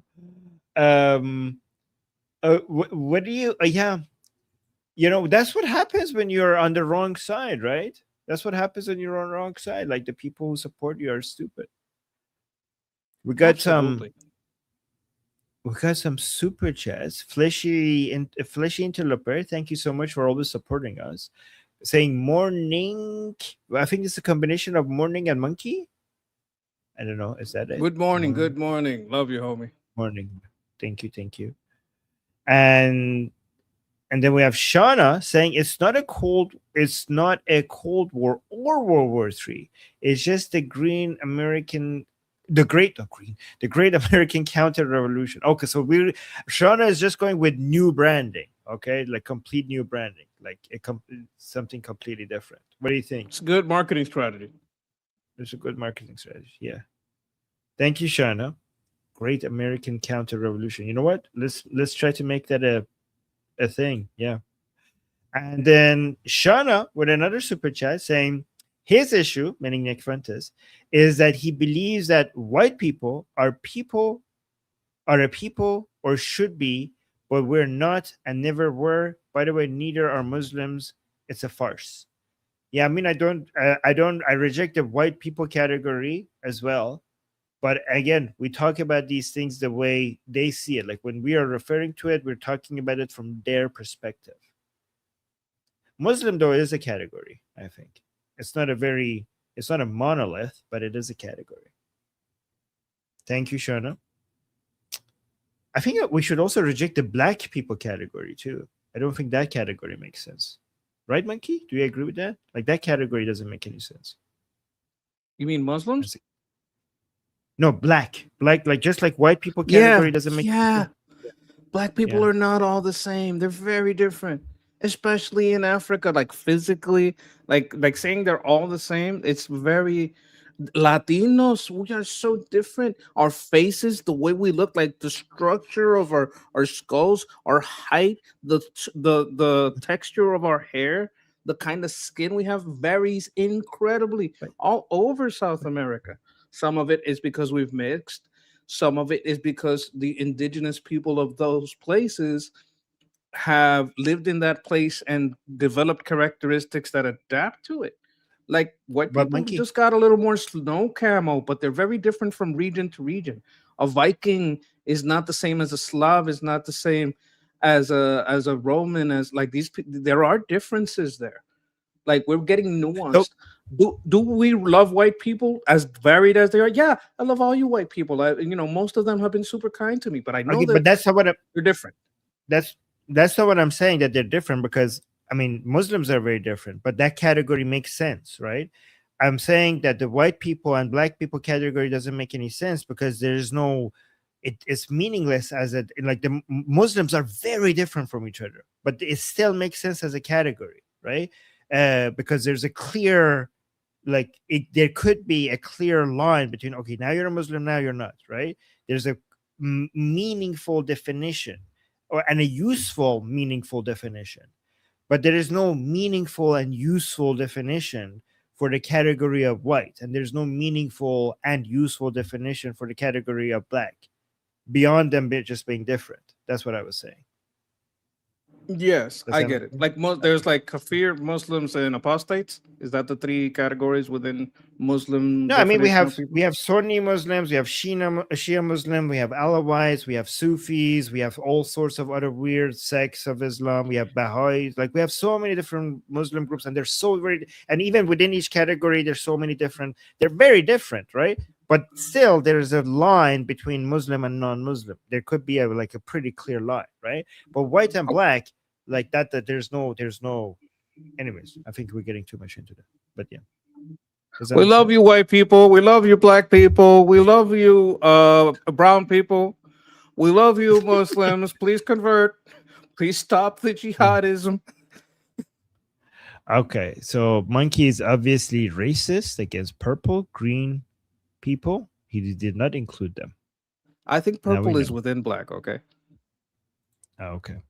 I think if somebody is purple, you need to help them out because they probably are suffocating and dying. Shauna with a super chat saying, America is too mixed. This is why regionalism is the only true way for an American to identify. Oh, okay. So based on geography rather than ethnicity. Californians, man, I tell you. I think I prefer having one national identity and focusing. I'm not saying that you shouldn't have your regional identity, but I think you should focus on the priority is the national identity that everybody should be focusing on. Texas is gonna come on here and kick our butts. Oh my God, is she here? Shh, guys, change the topic before she shows up. Anyways, we should get back to Nick Ventus and see what he has to say about Iran. I want to see what your take on this is. I mean, I don't know what he's going to say. What it sounds like is that we are going to resume the war in full and maybe even escalate to a greater extent against Iran. True. An important note on this. If you recall, when the war broke out on February 27th, it was the United States that carried out the bulk of their attacks against military targets, specifically Iran's navy, Iran's military bases, nuclear sites. It was Israel that carried out the bulk of the attacks against the personnel. True. So far. Israel was launching the assassination strikes against the supreme leader, against the Iranian Revolutionary Guard, the Iranian Armed Forces, the civilian leader. This is why we love Israel. Thank you, Israel. We really appreciate taking out all of these regime leaders. Thank you very much. We appreciate it. All the cutlets you cooked for us. Revolutionary Guard, the Iranian Armed Forces, the civilian leadership. So if it is the United States that is going to majorly escalate against Iran, I would assume it's not going to be anti-personnel. It's going to be against military targets. And judging... I mean, to be fair, Americans have also killed some, not as much as Israelis, but they did participate in killing some high-ranking officials as well. By what the United States has done so far and what... Oh, if you want to say something, let me know, okay? I was just saying yes. Okay. They're threatening, what I would imagine is that what this attack is going to consist in is sweeping away everything in Iran's southwestern coast. Ooh, Monkey, Southwest. Maybe Nick was watching your commentary. Is he talking Ahvaz? Remember, your strategy was to go 3 regions, not just Bandar Abbas, not just Chabahar, Bandar Abbas in south, center south. Chabahar is southeast. So he's saying southwest. Remember, first time in response, you asked me what is southwest. I said Ahvaz. He's now mentioning southwest. Is Karg Island southwest or more center? Southwest. He might be talking about that also, but just in case Look, Nick, it's okay to talk to Hashem. All right. If Hashem takes you in, it doesn't have to be, it doesn't have to be by blood. All right. You just give up the calamari. You give up the calamari, just the tip. Give up the calamari, bam, you're in. And you don't have to deal with all these stupid people in your Oh my audience. God. I mean, if you That are is- listening, listen. It just give up the calamari. Besides, conservatives have more money, especially the smart one. These Star Wars don't got no money. You want to grift? Grift for good. I'm sorry. The Israelis must be so pissed. No, we don't want him. Let him keep his calamari. Wait, I can never give up calamari. Oh my God. At least once every 2 or 3 months, I have to have some calamari. That's so sad. No, but I'm talking about like Yes. a different kind. Like, Yes. Okay. Wait, Israelis in the chat. Do you guys not eat calamari? Let me change. Okay, I'll continue. Done so far and what they're threatening, what I would imagine is that what this attack is going to consist in is sweeping away everything in Iran's southwestern coast. And what is the purpose of this ultimately? So he said coast, so basically inland, not the Kharg Island. Well, it's a little bit unnerving because if so far we've been targeting radar, missile and drone launch sites, anti-ship missile launch sites on the southern coast, if we've been hitting rail. Oh, he's gonna say this means that the United States is preparing for some big ground operations, and this is why they've been hitting all of this so far. So to basically stop the blind Islamic Republic, hitting the railways so that basically resources for the military can't come in. So that he's thinking that the United States is unfortunately for him. So he's upset that this is probably a sign that some major escalation is about to happen, and that United States has to get in. Is going to go in. He's saying this is sad, and he's sad about it. But he also think that the United States doesn't have any choice at this point. Like he thinks like there's no way to get out of this. That it's either go all in or there's no way to. Well, I mean that's it. Like Nick Fuentes thinks that the time to not get involved was before, and now that we got involved, we have no choice but to go all in. Away bridges, power. Yeah. we have to figure out what we disagree with him on, because people might think we're fans of him. Oh, okay. What we disagree with, he's upset that that United States he thinks has to do this, but Monkey and I are actually thinking that this is the right thing to do for United States to go and finish the job. Right? Is that a accurate representation of what you think as well? We don't like some of the language that he uses, and some of how he treats his audience also problematic. Yes. But his audience is also would say the same or worse. So, what can we say? Let's just move on. I'm sorry. No, so Monkey, no, don't move on. This is actually, I'm actually going to continue with your point, because you made me now think that our audience should appreciate how much we love them. See how we would never say that to you. We have blessings, yes, hugs, kisses. See, yeah, guys, see how we treat you, Monkey and I. We love you. We appreciate you. We don't abuse you. We don't call you like names unless you're a Jew hater like the other guy, right? Like, but most of you guys, look at this. We even if we don't disagree with you, we're nice about it. See, but he's so abusive to his audience, right? We're good. We're good with you guys. I think we should also see how lucky we are, because our audience is also not like his. True. Oh, Omid is saying, no, you bully us. I do? No, I don't. When did I bully you, Omid? That's so... Okay. I don't know. Okay. That supply the southwestern coast. And if Trump is talking about dropping maybe 5 to 10 times more ordnance on Iran, then what that sounds like is they're going to try to push all of Iran's launchers deeper into the interior of the country. Why? Right. If the United States is going to escalate significantly, they're going to clear out what it sounds like is a buffer zone in southwestern Iran. That doesn't sound like the end of the operation. That sounds like the beginning of something. Ooh, okay, yes. Add on top of that attacks on Tehran to keep them busy in Tehran. I think like if they are doing this, in my opinion, like I think I'm copying Monkey on this. You need to go all out. Like you shouldn't, like, even if you're doing something in the south, you need to keep them busy everywhere else. Do you agree with that, Monkey? Like, don't I think just we like should focus take on 3 this- cities. 3 cities in the south, but also bomb in Tehran to keep them busy and distracted from the 3 cities in the south. Massive 5x5, 5 days, $5 billion campaign. Then go into the south. Then keep birds in the air 24/7 while you vet and train locals. Some for policing and military operations, just so you can hold back the IRGC. Others for the civilian side, also for markets, for like, hey, you're going to be organizing this. This is going to be done with the money that we confiscated in the MOU. So we're going to supply you this. We're going to have a system here. We're going to take everybody's. We're going to make IDs for you all. This is your new IDs.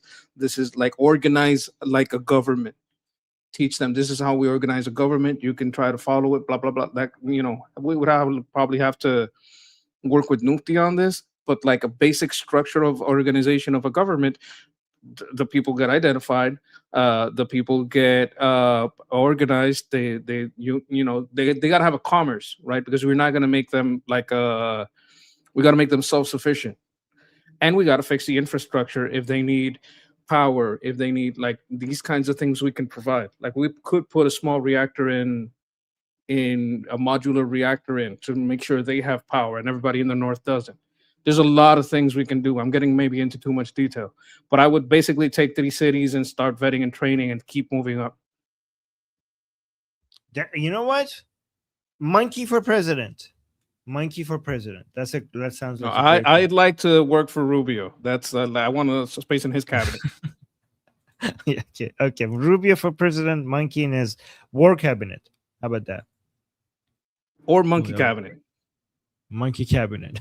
What would the monkey cabinet do? It would monkey around like I do.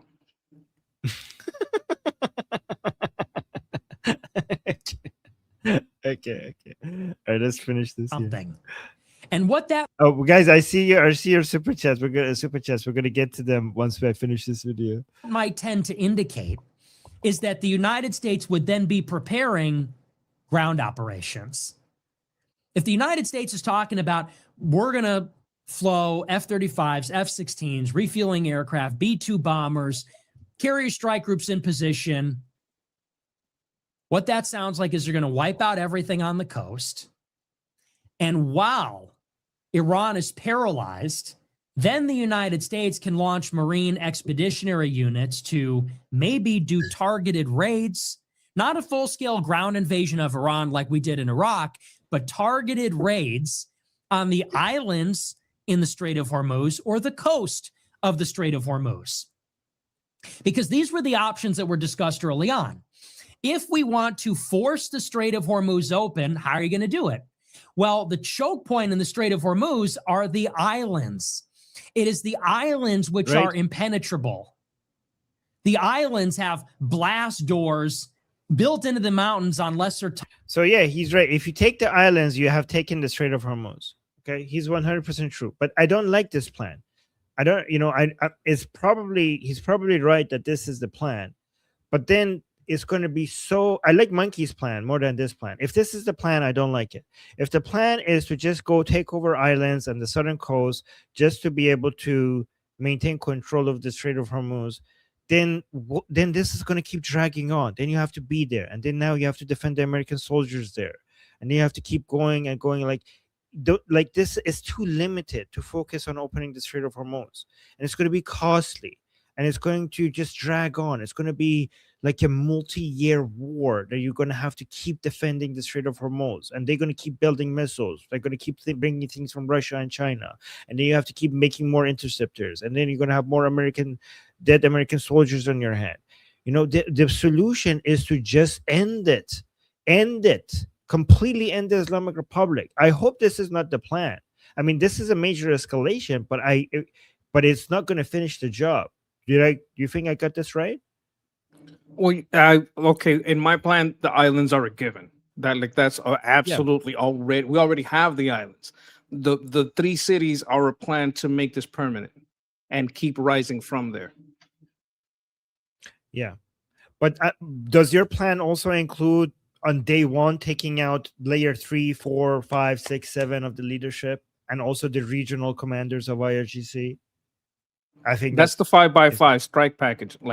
That's part of the targeting that would the data that would be targeted. Like if they pop up their head, they're dead. If they don't, like they would have to. Like very much part of the plan. So don't stop peeling onions. Don't remove a layer and then watch how the next layer is going to do. Enough with the peeling. Just burn the onion. Burn the entirety of the onion, right? Absolutely. Chop it, dice it, slice it, saute. Yes. On Keshem Island, this is where Iran is launching anti-ship missiles. This is where Iran is launching the drones. It's the speedboats that are stationed there. It's the mining ships that are stationed there. If we're going to liberate the Strait of Hormuz, we need to be able to go for the islands. We need to put Marines on the islands. We need to bring the Navy into the Strait. But how do we do that? We can't do that because what we anticipate is that if we go onto the islands, then eventually Iran is going to rain drones and missiles down on the islands from the coast. It's not just the islands. The Islamic Republic is going to also rain drones and missiles on the infrastructure of the Arab countries. And the infrastructure of the Arab countries are extremely vulnerable. Extremely vulnerable. It's so vulnerable that even the Islamic Republic can cause heavy damage on them. I know they have been targeting them here and there, but they haven't been focusing on them. And they can, and they are extremely vulnerable. So there's the issue. There's another issue. This is why Monkey's plan makes a lot more sense. If there are no people to order the missile launches, then we don't have to worry about these vulnerability because it will be over. How long would your plan take? About a month. Like so 5 days of strikes. I can let me get into a little bit. Like 5 days of strikes. Speaking about it, I'll go to the washroom. Can you go into a little bit of detail about your plan? I'll be right perfect. back. I'm sorry. listening. Go ahead. Yeah. Yes. Yeah, go ahead. Okay, so how would we do this? I would put 1 week, 7 days is an estimate. But we went over this yesterday with Jeff. Genius, he'll never admit it, but he is. Like 5 days to 7 days of strikes, taking out all targets, make it high intensity. Would be adapting old bombs that you put the tip and the tail on to make them smart. These are bombs we've had probably since Korea, but you put a new tip and a new tail. They become smart bombs, so it doesn't deplete our missile battery, right? So that we can do this without lowering our supplies too much. We do this after this. Let's say that week is over. The next week, we would be declaring government in exile. We use the MOU and the funds we have in escrow to declare the government non-functional. We take over 3 cities in the south and the islands. Once we secure the islands, we renew commerce. Once commerce is renewed, we start talking about normalization and stability. So now that we're conducting some meetings to decide what's the government in exile. And we tell, hey, if you want to be in good with the next government, you better back it now. We take those 3 cities, start vetting people, start talking about letting them elect the people. They're probably going to say, hey, we want Mufti.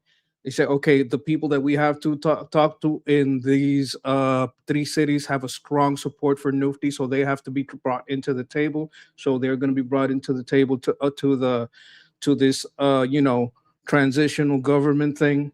From there, we start taking more city support grows because it does seem to be the best option. Be you secular or religious, it's better than the IRGC, and it's better than having outsiders control you. right? Some people may say he's like an outsider, but that's a very small minority and more an idea of the non-Iranians that say these things. So as support spreads, Mufti seems to be like the only viable option. Now we don't have 3 cities, we have 6 cities, right? And as that keeps going, it's just a humanitarian mission. It's not a military mission, right? And there's been more normalization. We start having like a standard. We have a special forces that are dedicated to deal with civilians. So we would start doing like, hey, we're gonna have some identification. We're gonna give you all IDs. You're gonna be able to have your commerce. We're gonna have some of your own people, some of our tests that we have vetted, like serve as police forces. Nobody's going to rob anybody. There's not going to be any looting, because we're going to have normal law, like rule of law. Once that's established, once you have rule of law, commerce can resume more efficiently, and then the focus is more on energy and trade, right? You got to make sure these people have energy, number one. Number two, water. Right? Once you have energy and water, the rest kind of keeps going, and you just keep rolling it up from there towards the north. Right. So guys, for people who might be new here, when Monkey speaks about the transitional government, he means the transitional government under the leadership of Prince Reza Pahlavi and his team, which is the next video is going to be about that. And I like that plan. One thing though, Monkey, just a slight correction. I like your plan. It's really good.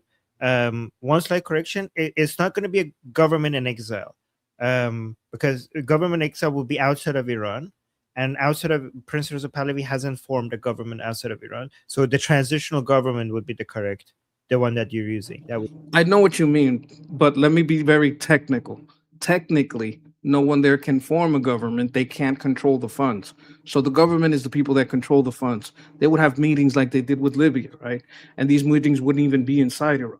So this would be the forming of the transitional government. It wouldn't happen in Iran. They would be informed by Iran, right? We would listen to the people in Iran. They would say, yes, we want a transitional government. We would ask them, what do you want? They say they want this. And then, okay, we might think then, hey, the people say they want, and this would be before Pahlavi's even, I'm talking like week 1. So like there may be a week where the transitional government doesn't include the prince. And then, hey, we talk to the people. They don't want these mech motherfuckers. They want the prince. So we have to bring Mufti in, because we have heard the people we are not choosing. They chose Mufti. Right. Okay. So guys, Mufti is the Prince Reza Pahlavi's team. I'm just going to keep it short because I want to go back to this video. Thank you, Monkey. Thank you so much for that explanation, and also for giving me the opportunity to come back, to go and come back. I appreciate that.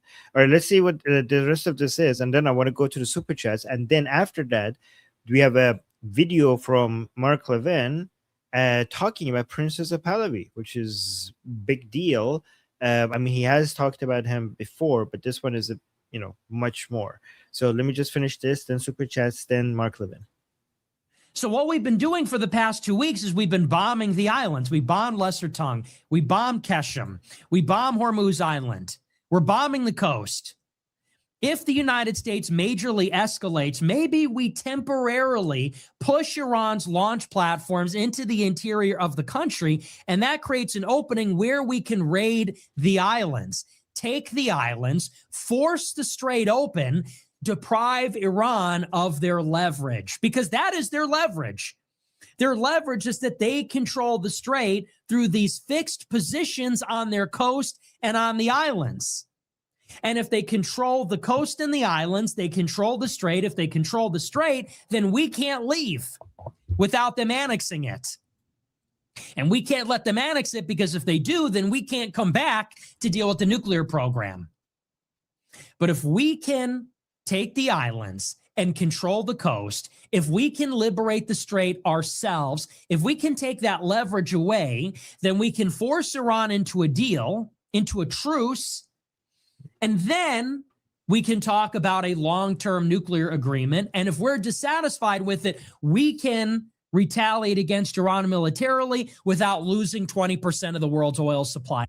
So there's a correct thing about it and there's a wrong thing about it here. Okay, so first of all, it's true. This is why neither the Islamic Republic is going to quit the Strait of Hormuz, and neither is United States. Both United States and the Islamic Republic are not going to just stop on the Strait of Hormuz.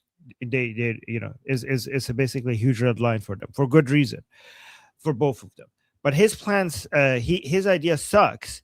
Because if the United States comes and takes the Strait of Hormuz, and they're like, okay, then come and make a deal now that we have the Strait of Hormuz, then the Islamic Republic is going to think, I bet you're not going to be able to hold it for long. Like, I bet you, like, all I have to do is like take you all the way to the midterms, right? Let me see how many American soldiers I can kill while you're holding the Strait of Hormuz. This is going to be very costly, not just financially, but politically. You're going to lose a lot of political capital holding this here while you're putting your American soldiers in harm's way. This is what the Islamic Republic is going to think. Like, you're going to hold it thinking that I'm going to come to the table and give you a better deal. I bet you the Islamic Republic is going to think, I bet you that I could, now that you have put American soldiers in harm's way from their perspective, without having like a main defense system right on these islands. I mean, not like, how many islands are you controlling? Do you have a defense system? But anyways, I let me see how many American soldiers I can take out, making this very difficult for you in Washington, D.C. Again, guys, I'm just saying it. This is going to be the perspective of the Islamic Republic saying, fine, oh, good job. You managed to take the Strait of Hormuz. Let's see how long that lasts. All I have to do is cause you maximum political capital damage until the midterms. And then once the midterm comes up, I don't have to deal with you anymore because the Democrats will hold you back. What do you think about that, Mikey? This is why your plan is better. I think he's also assuming IRGC continues to be recognized as a legitimate power with the option to make a deal. Like, this is an assumption that shouldn't be made because we stopped recognizing the government in Syria, we stopped recognizing the government in Libya, we stopped recognizing the government in Iraq. What makes him think, knowing all this history, well, he could just be lying, that we would do this and recognize the IRGC as a government in power?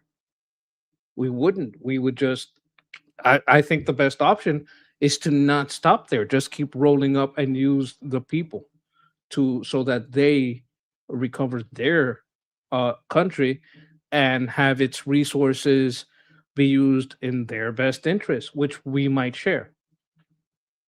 I mean, I agree with you that that's the best option, Monkey. Your option is the best option. But do you think that's going to be, just because it's the best option, does that mean they're going to do it? Like, is that what you're thinking they're going to happen? Those are my hopes because I see very little other options that aren't just stupid. Okay. I think what's holding us back, like at first I thought, well, maybe it's the missile batteries. I don't think that's it anymore. Well, maybe we want to give them one last chance. Now I think we're just like, look, if we're gonna finish this, let's make everybody make a deal. And they say, oh, they're very close to a deal. Maybe Trump in his head, with his mouth he's saying Iran, but in his head he's thinking Saudi Arabia, Qatar, Oman, Kuwait would probably sign right off the bat. Jordan, like all these people that are full of dirkas. Like, hey, if you're all in, get in the Abraham Accords. Get in the Abraham Accords. Your people got a problem with it? Well, deal with your fucking people. Do whatever you got to do. Are you in or are you out? Who rules? Do you rule your people? Or do your people rule you? They chose you. Are you in charge or are not you in charge? Can you sell it to these people, or are you a paper government that we shouldn't have any deals or relationship with? Because if your relationship with your people is so poor that you can't show them why this is in their best interest, you don't have enough stability for me to support you or defend you. Anything I give you is just going to fall in their hands. All right. Let me go to the super chat. Shauna, thank you so much for the super chat saying, no, I agree with national identity, but regional identity is better than racial identity for Americans. 100%. I agree with Shauna here. national identity is the number one top collective identity, in my opinion, that has the most utility, but doesn't mean it's the only one that makes sense. Ethnic identity, in my opinion, is not very, there's not that much utility in there. Culture, ethnic culture, celebrating them, it makes a lot of sense. But as an identity, national identity should be above all else. 100%. I agree with you, Shana. That makes a lot of sense. Fleshy with a super chat saying, escalate to a new level of deal making. Oh my god. Fleshy has had enough. Fleshy is like, make it stop. Make it stop. Make the talks stop. Let's just go. Oh my god. Fleshy's patience is running out. I feel you. It's not enough meat on the bone for Fleshy. Want something real. Yes. And then, oh, look at this. Jets just got us 100 jewels. 100 saying, what is that? It's Marshmallow. It's Marshmallow. Marshmallow saying hi. So we can't see it. So it's being described to us because we can't highlight when we highlight it. But you guys can see it when they come in. Got up marshmallows. And then Justin with a super chat saying, what about this? Trump brokers peace in Ukraine, then free up Ukraine to link up with Israel troops and both invade the north. Neither Bibi nor Zelensky need congressional approval. A two-front war. I mean, I don't see the Ukraine-Russia war ending anytime soon. I think there's going to be ceasefires, and then we're going to go. Maybe I'm wrong about this because Monkey, do you see that ending anytime soon? I don't see that. I don't see it ending anytime soon, and I don't think this gives Israel more. This gives Ukraine more freedom. If they broker a deal, they can't attack the ships that are supplying Iran, and they can't attack the ships that are maybe, if I don't know if they are, but if any ships are sending oil up to Russia, because Russia's also having its problems with oil. I know, crazy, but it's happening. Like if it would right now, because of what's happening, Ukraine has the power to disrupt any shipping between Russia and Iran, either coming or going. That's good for them, and it's good for us. Under a treaty, they could have a buildup, and they could attack Ukraine again, and that normalization of the trade routes could also help Iran, which isn't convenient for them or us because the drones they get hit with come from Iran. So I don't know that this would be the best road. Also, by the way, I don't think this is Israel's speciality. You guys know I pray, like I'm always at awe when it comes to Israel's capabilities. But I don't think ground operations so far away from home, that's not one of their special. That's a U.S. thing. Israel can do ground operations in Lebanon successfully, in Gaza successfully, maybe in Syria successfully. But this is something that they have no experience with. Israel has the most amazing air force, the best intelligence when it comes to the Middle East, the best intelligence. Like their intelligence in the Middle East is superior than U.S. intelligence in the Middle East. But when it comes to ground operations like that, so far away from your own borders, that's then United States. That's a U.S. thing to do. I don't think Ukrainians can do that either. I think that's just mostly U.S. I don't think anybody can do that other than the U.S. Like on the scale that is required. I would also like to say this is the type of super chat that leads to a good conversation, good analysis. Yeah. So I appreciate the super chat, and Armin does too. Yes, very much, and I appreciate you saying that, Monkey. Thank you for saying that. That's a good reminder. Justin, you bring up really interesting points. Sometimes we agree, sometimes we disagree, but it starts a great conversation. Good job, Monkey. Monkey, you're good at this. Yes, you're good at this, acknowledging the value that people bring to our conversation. That's a very nice thing to do. I appreciate you doing that, Monkey. A good job a day keeps the Piers Morgan away. Yeah. Okay, Kevin, thank you so much. Kevin with the membership gift. Somebody is now a member in the chat because of Kevin. Kevin always supporting us. I love you. I love it. Thank you. Yeah, so much. he's very consistent with his support. Appreciate it. Very much. Yeah. Fleshy with a super chat saying, "How does Pahlavi get into Iran if the U.S. blocks him?" I mean, I don't know why the U.S. would block him. I don't want to say why they would do that. Like, I don't think they would do that. I mean, it's one thing for them to not come publicly endorse him, but I think there's no reason for them to come block him from entering Iran, unless I'm missing something. Monkey, am I missing something here? There are some people that interpret the fact that he is not being pushed by the administration as blocking, which is not the same thing. I would step away from that kind of interpretation. I would think that at the right time that will come. Americans are incredibly against something that's not self-determinism. I think if I think there will be a way for the people to voice their support, and then it will be just, hey, we have to support Pahlavi because the people support him. I think that's where things will go. But because of 1776, Americans are very, very, almost hardwired against imposing a leader on outsiders because we don't want it done to us. Right. And then, yeah, that's a good answer. And thank you, Fleshy, for the super chat and a good question. And Kevin with 550 joules, using a jewel that was, I think it was a turtle drinking water. I looked at it. It's a stay hydrated. By the way, guys, now we have jewels. We have gifts and jewels.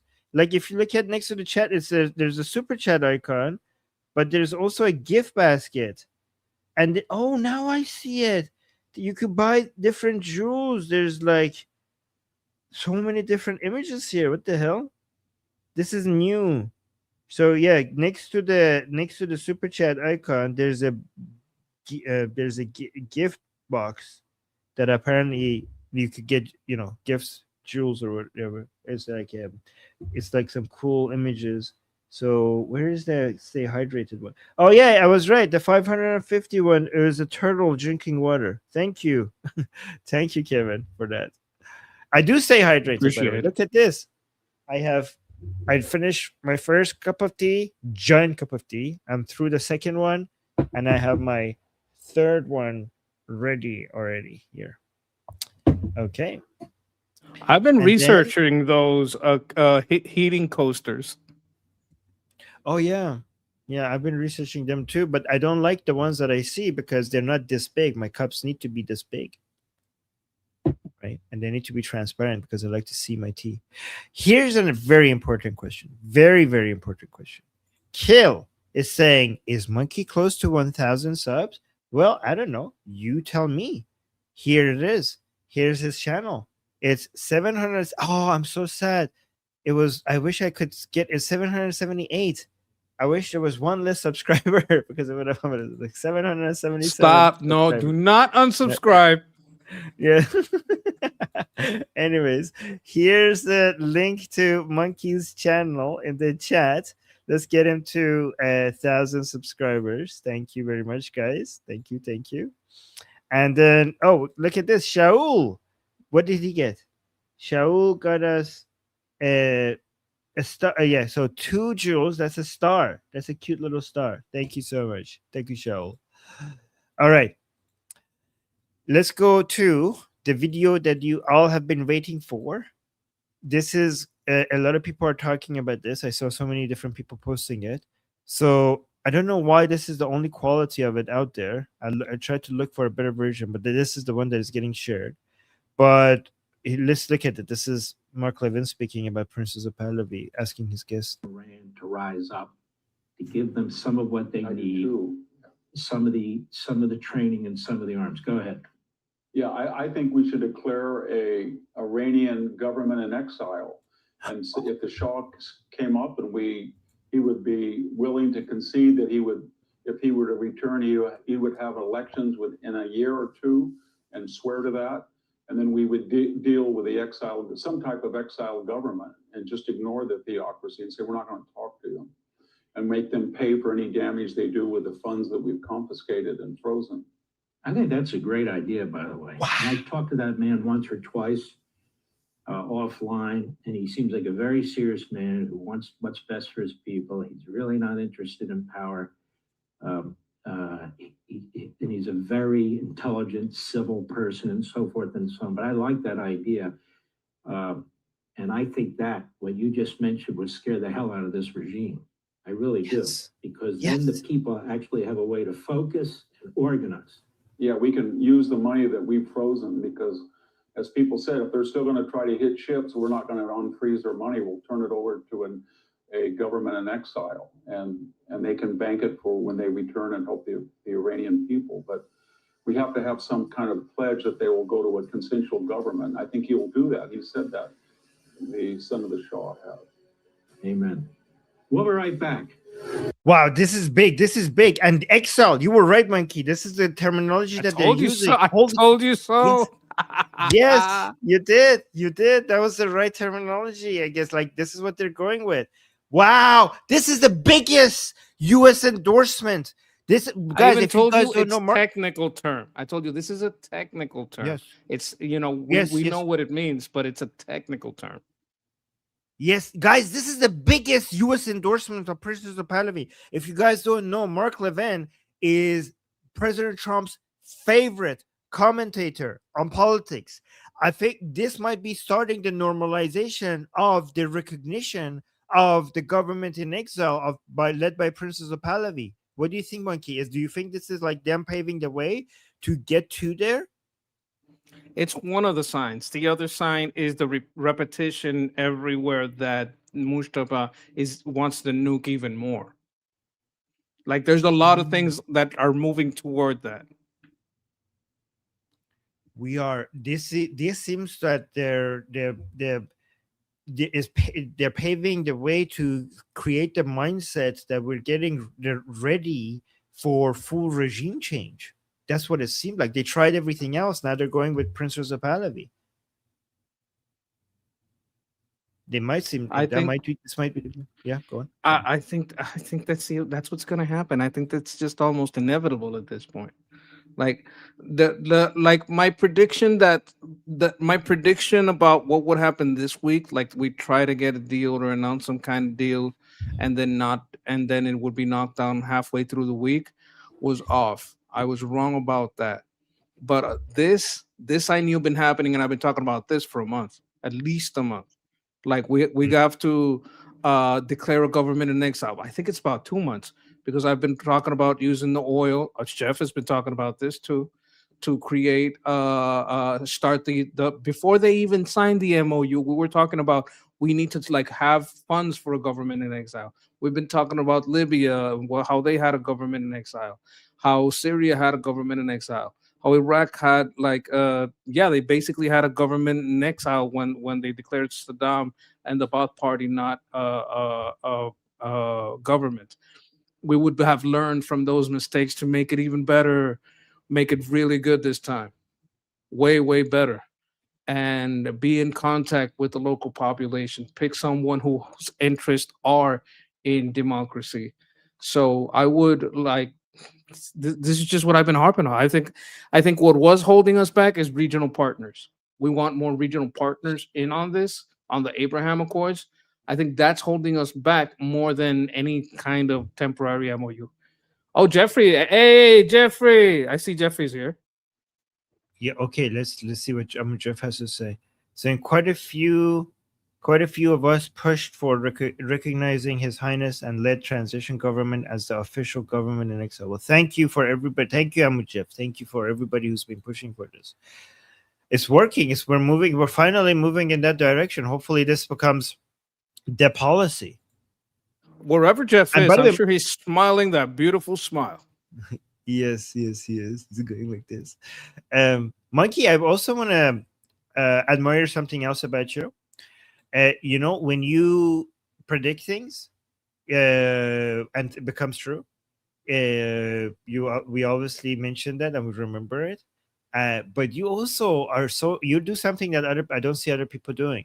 You go back to the mistakes you've made, and instead of hiding them, you analyze them. Like that's something I admire when people do that, because you're like, oh, I was wrong about that. Usually other people point out what you were wrong about, but the fact that you yourself bring it up and you just put it in front before anybody else points it out and analyze it, not that many people do that. So I admire that you did that. That's pretty cool. Well, there's a famous, I think he's a philosopher named Jorge Santayana that used to say in one of his books, those who do not remember the past are doomed to repeat it. I think in the longer quote is like we remain as basically as infants, eternally unlearning. But it's basically those who do not remember the past are doomed to repeat it. Jorge Santayana. Yeah, that's a great quote. Here's another great video from Mark Levin that just came out. Let me just play this and see what you think about this. The reason this president will go down in history for 1,000 years, the reason the Prime Minister of Israel will go down in history for 1,000 years is because they saw the danger and they stood up to the danger and they're fighting the danger. And Donald Trump will go down in our history as one of the greatest presidents ever, because of what he is doing today, as well as other things that he's done, but certainly because of what he's doing today in dealing with this grave threat in Iran. What do you think about that? Do you agree with this? Yes. Absolutely.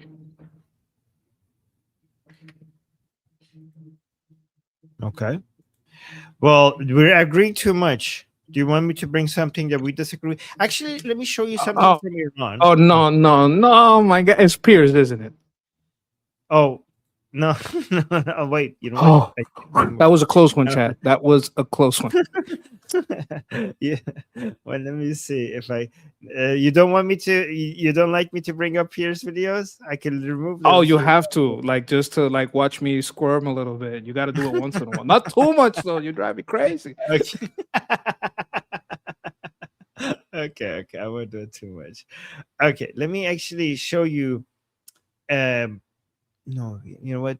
I'll leave this for the Ali segment, because these are videos that okay, let me just do one more. I think you're gonna appreciate this actually. Let me do one more Nick Fuentes. This is kind of funny. Yeah, I think it's kind of funny. Let me actually watch this. If Jews in America put America first and didn't support the anti-white, anti-Christ degenerate left, I wouldn't have a problem with them. It's not because they have big noses and are allied with Israel. The 12% turds like Sneeko and Dan are the same ideological enemy. Yep. Arguably worse because perhaps they are even less rational than Jews. 100. That is 100% true. Thank you for the big super chat. Exactly.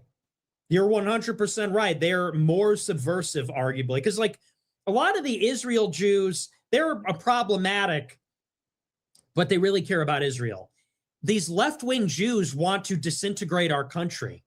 Let us not forget the architects of mass migration are all Jewish. The architects of the melting pot are Jewish. The architects of all diversity propaganda are Jewish, because they're the ultimate minority. And so you're right. It is far more nefarious. WV, if Jews in America put America first and didn't support the anti-white, anti-Christ. What do you think? How do you respond to this? I don't know if that's true. I have serious doubt. I'm sure it's Marxist within Christianity, Marxist within Judaism, Marxist within atheism, Marxists that are white, black, brown. I think it's Marxist. I don't think it's Jewish people. I think it's Marxist and people who benefit from it. Like if you're within a population that's gaining benefits from it, if you're a Somali, you probably support it because, if you're Yemeni and you're like, hey, I like my benefits here. That's who I think, this is craziness. Only Jews support it? No. There's a whole bunch of Catholic NGOs that have been helping this crazy migration. Maybe because they're NGOs and they're profiting and they're getting propped up. But this is not exclusive to one religion, one race, one nothing. It's exclusive to leftism and opportunism. Yeah, I mean, it's so stupid that they don't see that the problem has nothing to do with them being Jews, but the left-leaning policies that they have. Like this is not. This has. This is the issue. Is not left wing Jews. There's left wing. It's basically a problem with left wing anybody these days, right? Yes.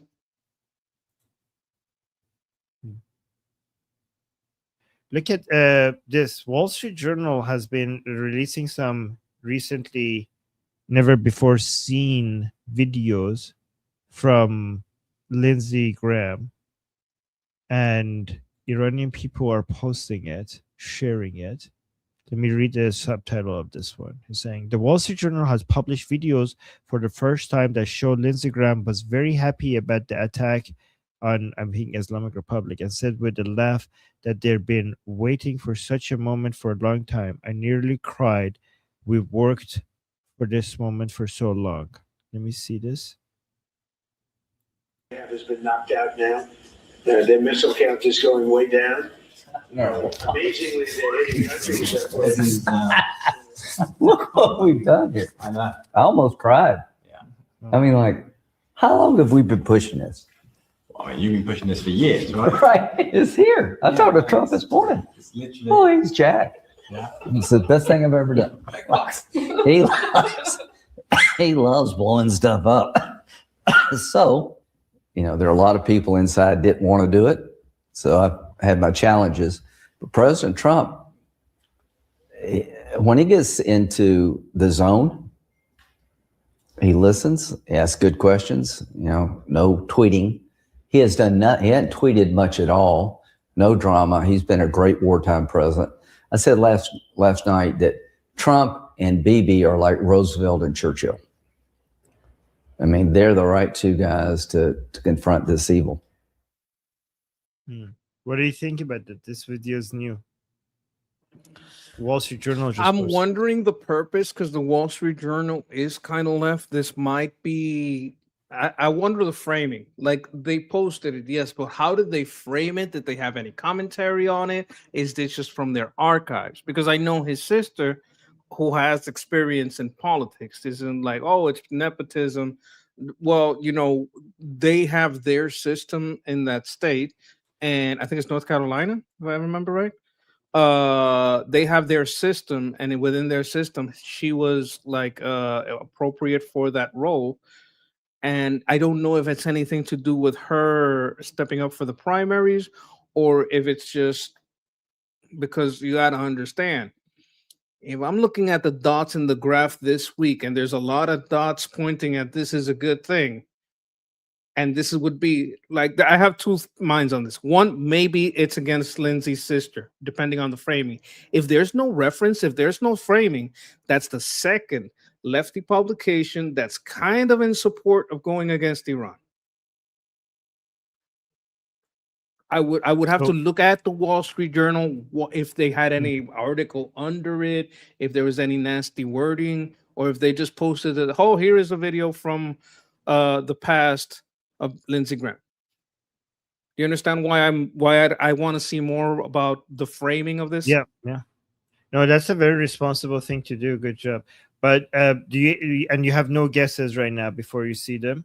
That what are they trying to I'm do? happy with everything he says. It's good to see him be happy and exist and show his support. Like the video itself is heartwarming to me and the people that don't want to see this IRGC, oppression. But my only question is the framing. Okay, that's very smart. Okay, let me want to make sure. Okay, let's see this one. I have some more updates. I just want to make sure that we show the most important discussions that are being had every time, so we get the monkey's opinion and your guys' opinion in the chat as well. And yeah, guys, I miss him as well. That video, at least to one thing that it confirms, by the way, about Amu Lindsay, is how much he was pushing to fight for liberty and how influential he was in making stuff happen. So for me, at least it confirms that. Yeah. And let's go to Kennedy now. I think, I like his takes. I know, like last time, Monkey, you were right. I was like kind of being too picky about his language. You're right. I was wrong about me. that. Oh my God, poor Kennedy. No, yeah, I was being mean. You're right. It's just You're the type defensive of the generals. I understand it. It's kind of admirable. Yeah. Oh, thank you. Yeah. So let's see what he's saying here. I've got a lot to get to with you. Let me just button up where I left it with Ambassador Waltz, if I could, because that Saudi civil nuclear deal he was just discussing, it's got to go to you. It's got to go to Congress for approval. Are you comfortable with it? No. Maybe someday, but not right now. We're bombing a country to keep them from getting a nuclear weapon. But we're signing a deal with another country. I know it's a commercial agreement, but that the world perceives as possibly someday leading to a nuclear weapon. The world's on a hair trigger. The world looks at what's going on in Ukraine, the Middle East. The world looks at America's relationship now with Europe. People are scared. That's why I say hair trigger. And if you're running Japan or South Korea or Australia or Brazil or some countries in Europe, you're at least thinking about the need to acquire a nuclear weapon. And then you see this deal with Saudi Arabia, and it's just not good timing. I think someday it might be. I don't think it's going to happen anyway, because the president's conditioned it on Saudi Arabia recognizing Israel, and they're not going to do that. Well, Saudi has said they'd be willing to, but they want a pathway for the Palestinians. The Israeli politics at the moment. So yeah, no. And I know, don't make I that know. sound. And imminent by the any stretch. president's going to say, the president's going to point out correctly that we've got 26 of these 1, 2, 3 agreements with other countries. Yes, but the timing's not good. Understood. I've got. Seems like it's not going to happen. Seems like you were right about that. Because if the condition is recognition of Israel, and Saudi is like, we will recognize Israel when they recognize Palestine, means that this is not going to happen. Just like the F-35, right? You were right about this. Bingo. As well. Yes, I knew this was not. I knew this was not going to happen. Texas was with me on this. Yes. Where is Texas? She needs to come. She needs to put "I told you so" in the chat. Where is she, guys? We miss her. I'm gonna message her. Maybe for the next show coming up in about an hour for you guys. You're gonna love it. Yeah. Okay. He mentioned Ukraine, so let's see this video. President Zelensky had a comment over here. You mentioned the Iran. You mentioned the Middle East and how it takes attention. Are you worried about Iran potentially attacking you? They've threatened because of what happened with one of their vessels. Or is that not a concern? And what do you think if Iran, from the first year of the war, gave new technology to Russia? It was Shahid drones. They gave thousands of these drones first year of the war. Then they gave licenses. What did they do? Did they attack us? I think yes. So they already did it. The war was already underway, effectively. They are attacking you. We have to be cautious. We have to do everything not to open new front in any way, but we have to be honest. Iranians and North Koreans already attacked us. Yes, I hope that they will not increase these attacks, but we have to be ready for everything.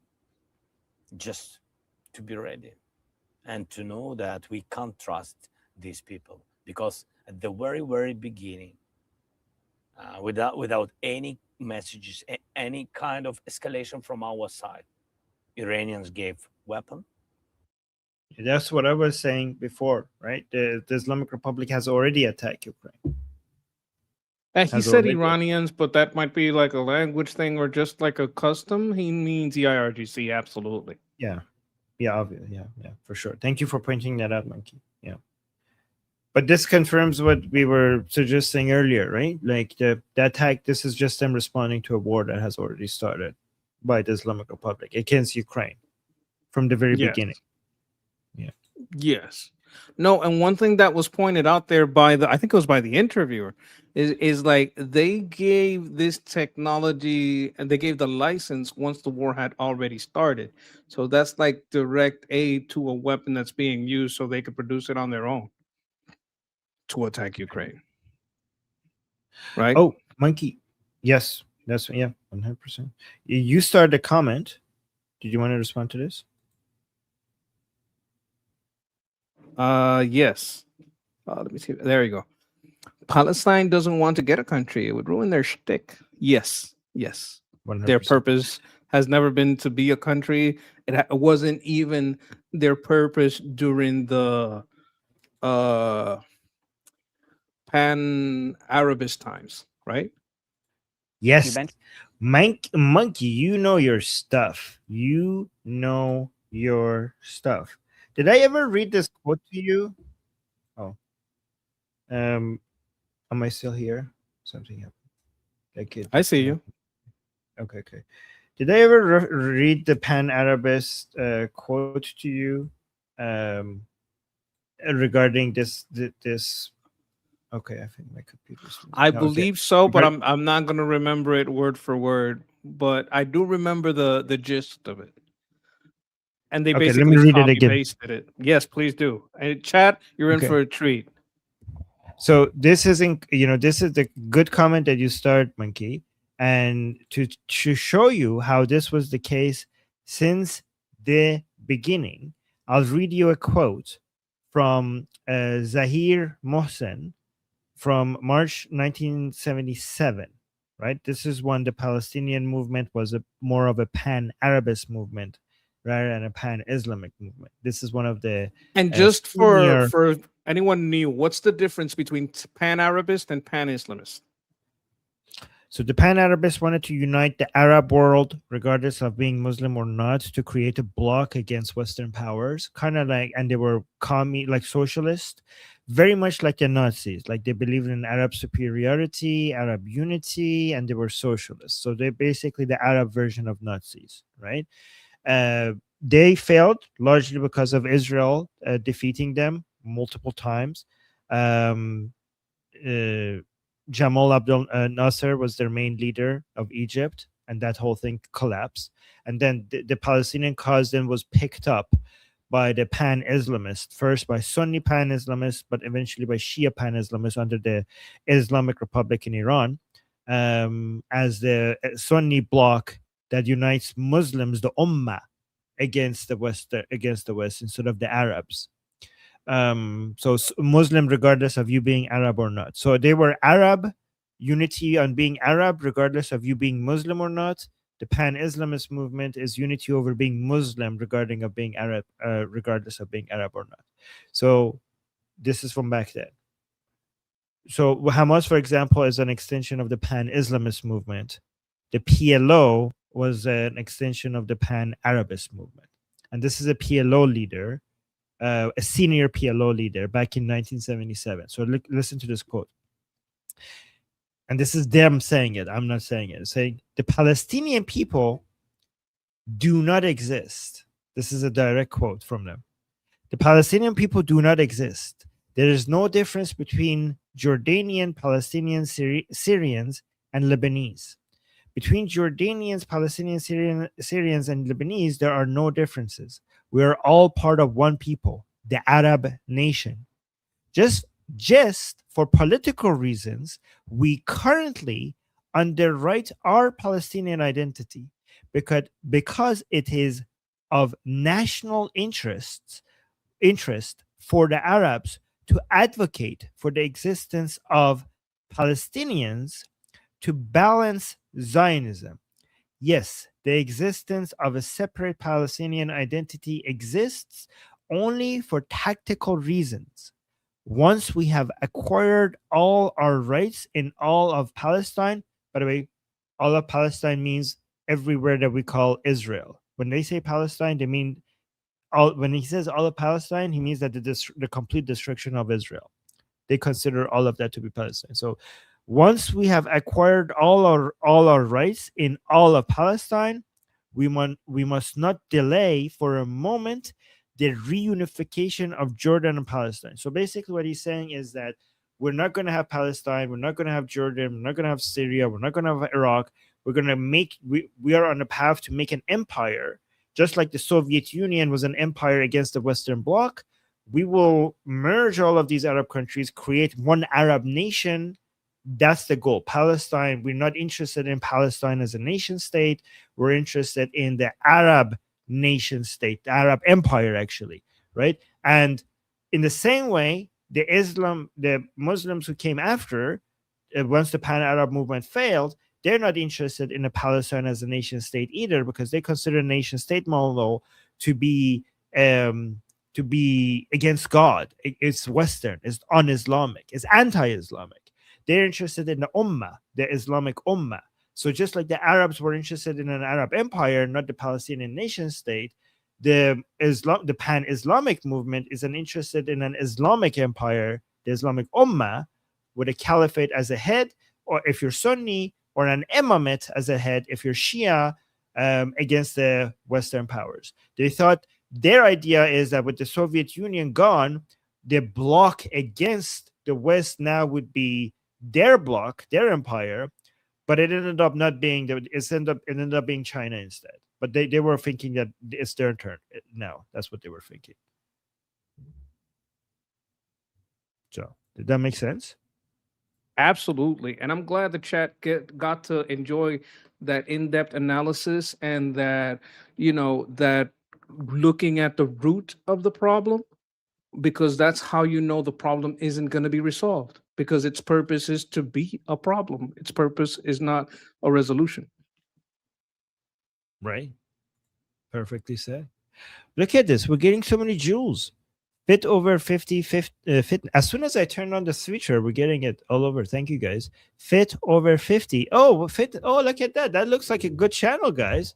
Fit over 50 fitness. Fantastic channel. I got to get in on that. Yeah. What do you mean? I thought you were like... I'm a very old monkey. Okay, I just sound you. Okay. All right, guys. That's 2 jewels. Thank you so much. And really nice channel. Like, sounds like it. And then we got Rod Miller with 10 jewels with a thumbs up. Thank you. I appreciate that. Thank you for all the jewels, guys, for the gifts. And oh, this is a sweet comment. I just want... Oh, look at this. Veteran Hoffman is saying, Armin has kind of educated me on that before. Well, thank you. I really, thank you guys for saying that. Makes me feel good. Because you guys are being so sweet, I'm going to treat you with this wholesome, beautiful video from Mamdani. Okay? This is a treat from this. Oh, no. Okay. This is what I do because I love you guys. Like, aren't you guys grateful? Why is he wearing a Miss Universe sash? I don't know. Okay. Yes. Okay. So, I think they're based on the text that Kaveh sent me. It seems like they're talking about and whether or not he's pushing for is he responsible for anti-Semitism? So let me see what he has to say here. Say to Jewish New Yorkers who feel you're fueling anti-Semitism. I would say first and foremost is there's no tolerance for anti-Semitism in this city. We have to root out anti-Semitism from across the 5 boroughs, and that's because this is a city that is one that has no room for hate or bigotry of any kind. And when we make criticisms of a nation state or policies, we have to remember that those are criticisms of exactly that. Never of a people, never of a faith. Do you feel the video may have contributed at all to the attack that happened on Thursday, as some New Yorkers feel that fan the flames? I think when it comes to the horrific stabbings on the Upper West Side, my thoughts first and foremost are with both the Asian New Yorker and the Jewish New Yorker who were stabbed. I'm thankful that they are in a stable condition, and I'm wishing them a full and speedy recovery. And I'm also thankful to the NYPD for their quick and swift response to both. He didn't answer the question. Apprehending the alleged. Not even a little. Yeah, he just completely. Guys, they're referring to a video that he posted that was very, very aggressively anti-Israeli. And they're like, don't you think that video might have contributed to the anti-Jewish hate? And then he didn't answer it at all. NYPD for their quick and swift response to both apprehending the alleged perpetrator Raul Morales, and now I've seen the charges that have been levied against him of attempted murder and a hate crime, and I'm hopeful that he will be prosecuted for the full extent of the law. That was so sleazy. Like, she asked a specific question and he completely ignored the question. It's like he skipped to the remedy for the consequences of his words, but didn't discuss whether his words had consequence. Yeah. By the way, Well, Monkey we did a know really the kind of law he wants. I have an image here that I used for one of my streams about, and it goes well with the sash. Like, you could even picture the sash on this. This is Mandami and his love for law. He loves the International Criminal Court. You can see him looking quite fabulous. I had a stream about this, and we also talked about it here, where we had the channel Ask Haviv get into it. So he doesn't like the local laws. He doesn't like equal law. He likes international law and wearing sashes, which is, I think this image is quite appropriate. I'm glad I was able to bring it back. But go ahead to the other image. Go back to your stream. You guys like that, don't you? You like that? Some of you are like kind of confused. Like, the mind says no, but the body says yes. Oh my god. Oh my god. Anyways, would you say that, okay, so how would you say that, because Monkey did a really good job on his channel. This is the video that people are saying that might have contributed to what they call anti-Semitism. I call it anti-Jewish hatred. Do you think that's fair to say that this video that he made, because you did a deep dive on this video, so do you think it's a fair criticism to say that this video contributes to anti-Semitism or anti-Jewish hatred? I think the strongest point is the timeline, because what happened to those people getting stabbed was very, very close. I think it was the next day after this was publicly shared and disseminated, and pretty much spread everywhere. So that's about the. Sorry, I thought you were finished. I apologize. I would say that's about the incubation time for that kind of violent act to take, about 24 hours before a nut job hears this and acts on it. Okay, what do you think about this thing? I think that just respond to the video and show how it's wrong, like, because that requires like speculation. We don't know, right? The video is already garbage enough for us to be able to just dissect it and show how horrible and how wrong it is. I dissected it. Like, if you guys want that's what I'm saying. that could take an hour. It took me about an hour, and I got that on my channel. It's also on Liberty Politics. That's what I'm referring to. Like, I'm just saying, like, people are like, oh, did this cause the knife attack? I mean, you have enough ammunition to go at this video and destroy it. And I think, like the way Monkey did on his channel, guys, make sure you go check it out. That you already have enough. You don't need to go and speculate whether this caused that. The video is already horrible enough to destroy it with what's in it, right? Would you think that's fair to say or no? Are you saying without the attack, just what he said is bad enough? Yes, because yeah. Because people are trying to connect the attack to the video, and it might be true and might not be true. But I think, like, it might look desperate, as if the video is already not horrible enough to basically, the video already gives you enough ammunition to just, go at him with it. I think. Like, you don't need the attack to claim the video is horrible. Is there a possibility that they're linked? Yes, but not. Let's not use the attack to forget the content. Yes. Sarah saying, which video is it? Do you want me to play? Should I play it, Monkey? Or we already, because you can play. How long is it? It's not very long, right? 2 minutes. Okay, I'll just play. Yeah, let it roll. Okay. Benjamin Net. You know what? This is a good opportunity for me to go to the restroom. I'll be right back. Benjamin Netanyahu is a war criminal, the architect of a horrific genocide against the Palestinian people. He is responsible for the killing of more than 73,000 people, for the maiming of tens of thousands of children as those who survive undergo amputation without anesthesia, for the targeting of neonatal hospitals and maternity care centers, denying newborns even the chance to live, for the countless people he starved as he blocked food and humanitarian aid from reaching them, for the gunning down of hundreds of aid workers and journalists, And just last month, the UN confirmed that Palestinian children continue to be deliberately targeted and killed by Israeli armed forces, more than 8 months after the so-called ceasefire. The list goes on and on, all as we, as Americans, pay for the bombs that do the killing.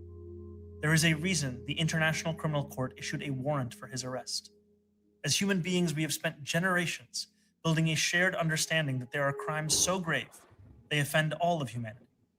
Anyone with their eyes, with their heart, with their conscience should recognize the devastation he has wrought and understand that he belongs before a court of law. As I've said, I agree with the ICC that Benjamin Netanyahu should be arrested and tried for his crimes, as I do for anyone else charged by the ICC. My administration has reviewed every avenue available under applicable law to determine whether New York City could execute the International Criminal Court's arrest warrant if Benjamin Netanyahu came here. It is clear that we do not have the independent legal authority to enforce this warrant. The federal government, however, does, and I call on them to join the ICC and execute this warrant. And I want to be equally clear. Benjamin Netanyahu is not welcome in New York City, nor is any other war criminal at large. While we cannot end the genocide on our own, we can decide whether our silence will become another weapon, and we can examine every tool we have to defend the humanity and dignity of all people. That is my commitment to you. I'm gonna put the link to Monkey's live stream where he goes dissects this in the chat. But Monkey, in a very short, give a teaser for what you covered, and don't get just short. Don't give away too much, so people go watch it themselves. The link is in the chat. But can you tell us what a very 1 minute summary of how you responded to this, if possible? Okay, many of these claims are false. Many of these claims are not directly related to what the ICC is accusing him of. USA, Russia, China, India didn't sign up to it. The only Arab country that signed up to it is Tunisia. So all the people that are asking for its enforcement didn't sign themselves up to its enforcement. And this is why it's a mountain of hypocrisy and lies. Okay, guys, I'm gonna put the link one more time in the chat. Go check out Monkey's amazing breakdown, and I think you had Amu Jeff on as well, right? In that, yes, yes. Okay, all right. How about more Mamdani? Yay! You guys want more Mamdani? Making me miss Pierce. Yeah. Okay, let's see what happened here. This is like communism. The New York Mayor Mamdani announced plans to open 5 city-run taxpayer-funded grocery stores, saying prices would be set at 30% below retail. This is a horrible idea. Oh my God! How? Oh no! Oh my God! Yeah, sure. This is a horrible idea. You're basically fixing prices. Sure, this is gonna work out. Just mess up with the balance of supply and demand. This is all it's gonna do, is that it's gonna, for the short term, it's gonna bring the prices low, but it's gonna make you run out of supply. It's gonna make it less profitable to supply these goods, and longer term is going to actually make the prices even worse. This is like Econ 101. Unbelievable. It's gonna lead to lines, long lines. Yes. Unbelievable. This is just messing with the balance of demand and supply and the wisdom of the crowd that brings about the best prices and the best way to get the most food into the hands of the most people. This only looks good in the short term. Only in the short. Oh my God! This is already proven. A food desert. It's already a food desert, according to many sources. So what you're gonna do is kill the bodegas. This has been empirically, scientifically, academically proven beyond reasonable doubt that it doesn't work. This is not even a question anymore. This has been studied over and over and over again. This creates more poverty. This creates more poverty.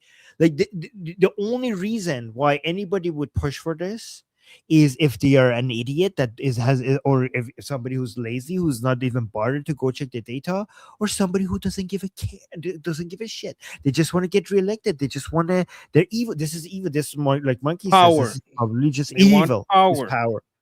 power. Oh my god. How do we educate people to know that that's might sound good, but it's not good? Okay, let me just play the 19-second video. Here's how it will work. Once a month, our 5 city-run grocery stores will set prices for this core set of goods at 30% below typical retail prices. No exceptions, no gimmicks. The savings will last for the entire month. That means no weekly fluctuations nor sticker shock at the checkout line. Here's how... Yeah, that's a 19-second video. This is actually infuriating that they're doing this. Unbelievable. It's disgusting. What do you think is going to happen? Below retail. How are they going to keep the supply up? What are they doing? So they're using the taxes. Like the first, I would imagine the first week they're going to run out of supply. The second week they're going to buy oversupply, leave other places without a supply. Those other places will have to hike up prices way more just to survive because they still have overhead cost. Those other stores will become hated and may get attacked and burned down. This is the government competing with private businesses. This is so unfair to the other businesses that are not getting government support. This is compete. How could I compete with the goddamn government? You're killing jobs. You're handing out money to people, which you're not going to be able to maintain. And you're killing the jobs of the people that spent their life setting up a store. Like, if I have a regular goddamn store with normal goddamn prices, how am I supposed to compete with the goddamn government? Why are you making a small private shop compete with the giant city government? Like, how am I'm supposed to compete with other private businesses, not with the government. Why are you doing this to me? I'm an entrepreneur. I'm a business owner. Do you understand the power play though? Yes. Have you ever heard of Stalin's chicken? No. What is that? Stalin's chicken is a story about Stalin. Stalin was being told by his advisors, look, you're not going to be able to control the people. They're going to revolt. And Stalin says, okay, is that what you think? All right. He brings in a chicken. This chicken is alive. He takes this chicken and starts pulling out its feathers, still alive. The chicken cries. The chicken suffers. He's pulling out feathers, pulling out feathers, pulling out feathers. Once the chicken is basically featherless and kind of bleeding and hurting and basically distraught, he pulls out a bag of corn and he starts throwing the corn down, and the chicken keeps following him. And he says, it doesn't matter how much they suffer. They will follow me as long as I control the food. Oh, that's pretty interesting. Is it if he does this, they're going to attack the other shops. The other shops are going to have to close down. They're going to get attacked. Some of them may get burned down, and then he will control all the food.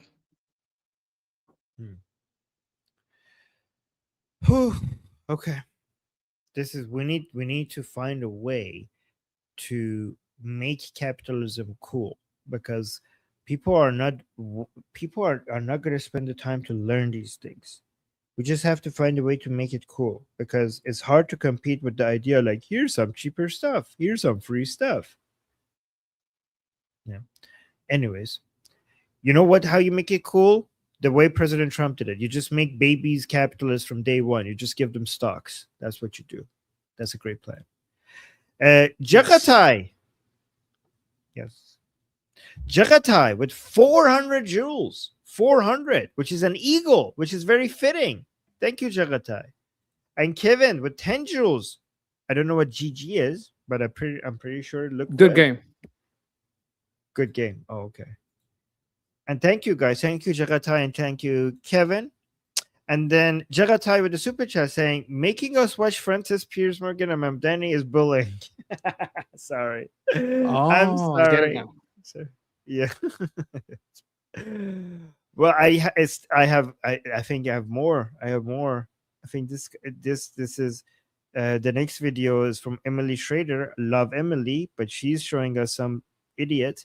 She calls her an idiot, saying useful idiot at a vigil for Berlin Pride Parade victim says she hoped the attacker was not an Arab Muslim but a white Christian person. Suicidal empathy. So I will play that after this. So see, the bullying continues. Thank you, Jagatai. Thank you, Jagatai. Comrade Shifty saying, "Mom, dummy is dumb." Shuckers, yes, shucker. I mean, he's not dumb. Monkey always reminds us he's not dumb. He's evil. That guy is evil. Yeah.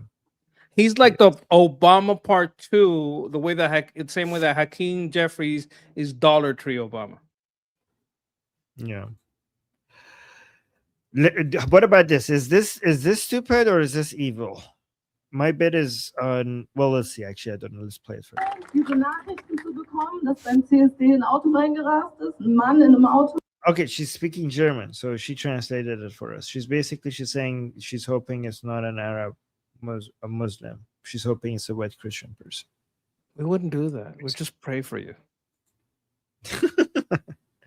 I mean, even if some of them do, the fact that you're hoping it, that's just like, why would you hope that? Unbelievable. So it justifies their hate on white Christian people. Yes. Yeah. Speaking of stupid, let's do an update on gays for Gaza. Gays for Gaza, globalize the Intifada. Gays for Gaza, globalize. It's a little loud. What?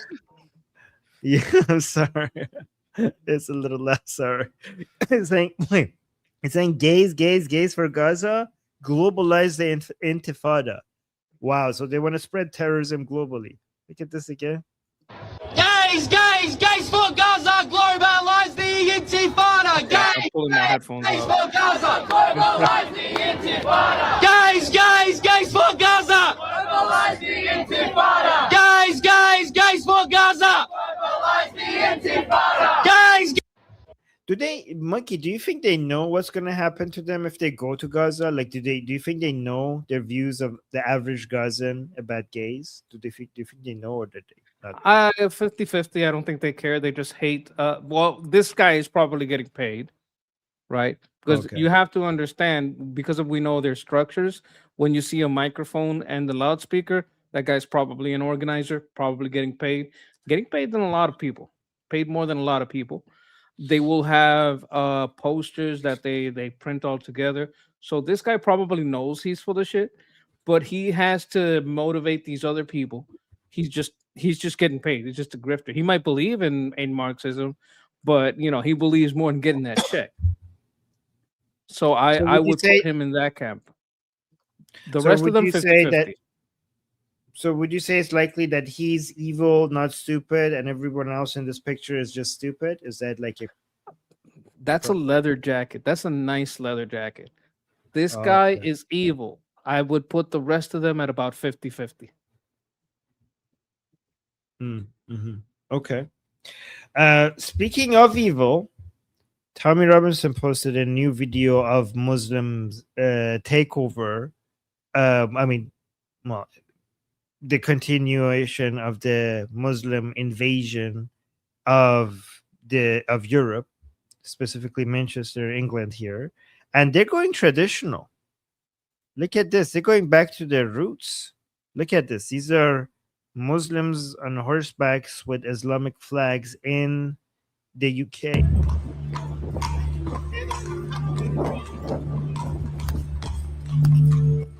This is a threat. What is this for? Say again. 10th day. Okay, what's it? Islamic something, is it? It's like a religious pilgrimage. Okay. Historical figure. This is definitely a threat. Yeah, okay. Pilgrimage of a historical figure. What Islamic historical figure ever went through UK? That doesn't make sense. A pilgrimage is something you do following the steps of an ancient religious figure. What ancient religious figure ever marched through UK? That doesn't even make sense. That's a bold-faced lie. Yeah, like LARPing. Yes. Yes, boss man.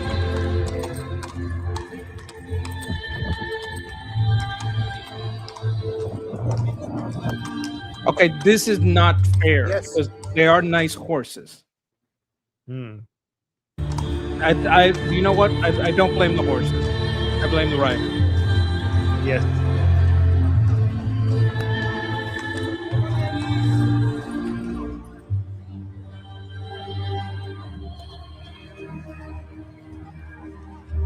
Anyways, just wanted to see let you guys. This is the UK. This is the UK. Now they're coming. My feeling is that they're trying to show it like they're being intimidating. Like this is, do you Look, get the same Vlad sense? Tepes the third did nothing wrong. Yeah. So somebody's saying, is this London? This is Manchester. It's not London, but it's in the UK. Anyways, just wanted to let you guys know. The flag says Ya Hussein, which means, you know what that means? That means they're Shia. You know what? Also, you know what else that means? That means that this is funded by the Islamic Republic.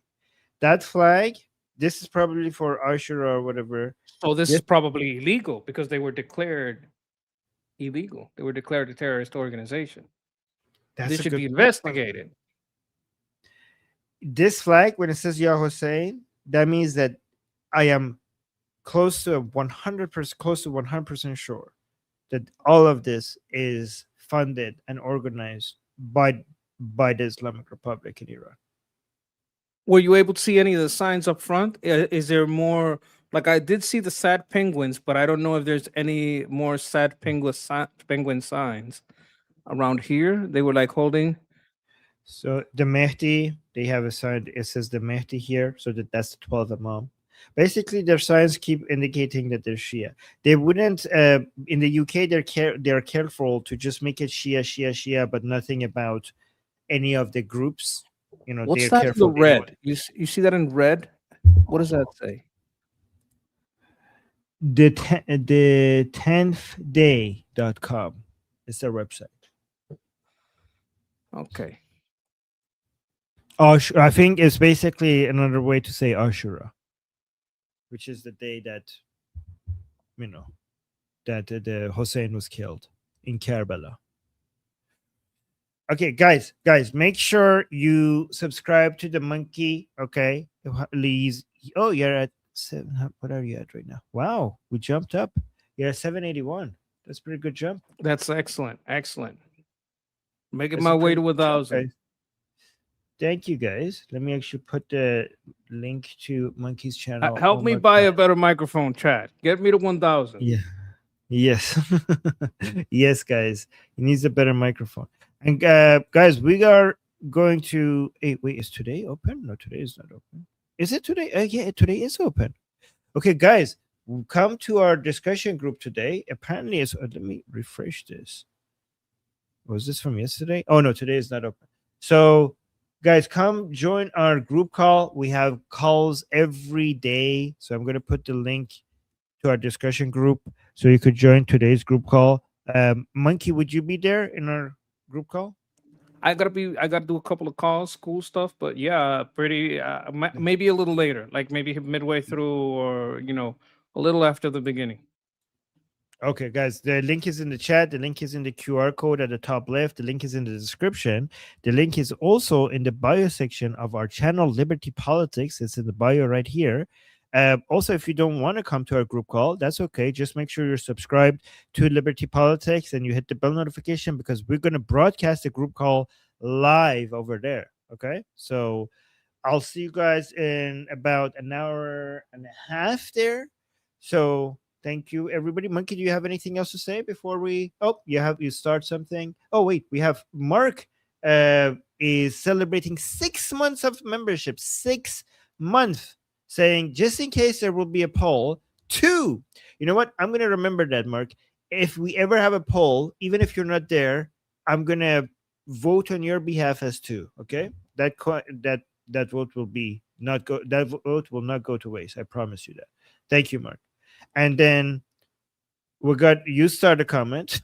Don't shock the monkey. This is from Alf, why? Alien Life Form. Yeah. It says, "Don't shock the monkey." No, he didn't put a collar on me. You need a shock No. collar for that. That's Hassan Piker. He's shocking the dog. No, guys, I don't shock the monkey or my goat. This goat, I know, like Hassan Piker has a dog in the background. Yes, this is a goat. Again, do not call him a cow. And unlike Hassan Piker, I do not shock him. He's a good boy. I don't even need to tell him not to move around. He is free to move around if he wants, but he doesn't. So there's that. Thank you for that. And yeah, guys, so that was us. And we'll see you guys in Rescued that goat from those lascivious highs in the mullah regime. Oh my god. I rescued him already. That's why he's here. This is rescued. Yeah, that's what I meant. Yes. All right, guys. See you guys in an hour and a half in our group call or on Liberty Politics YouTube channel. And until next time, until very soon, I'm Israel Chai, Slava Ukraine, Cuba Libre, Long live America, Javid Shah, Payende Iran. Mwah. See you guys soon.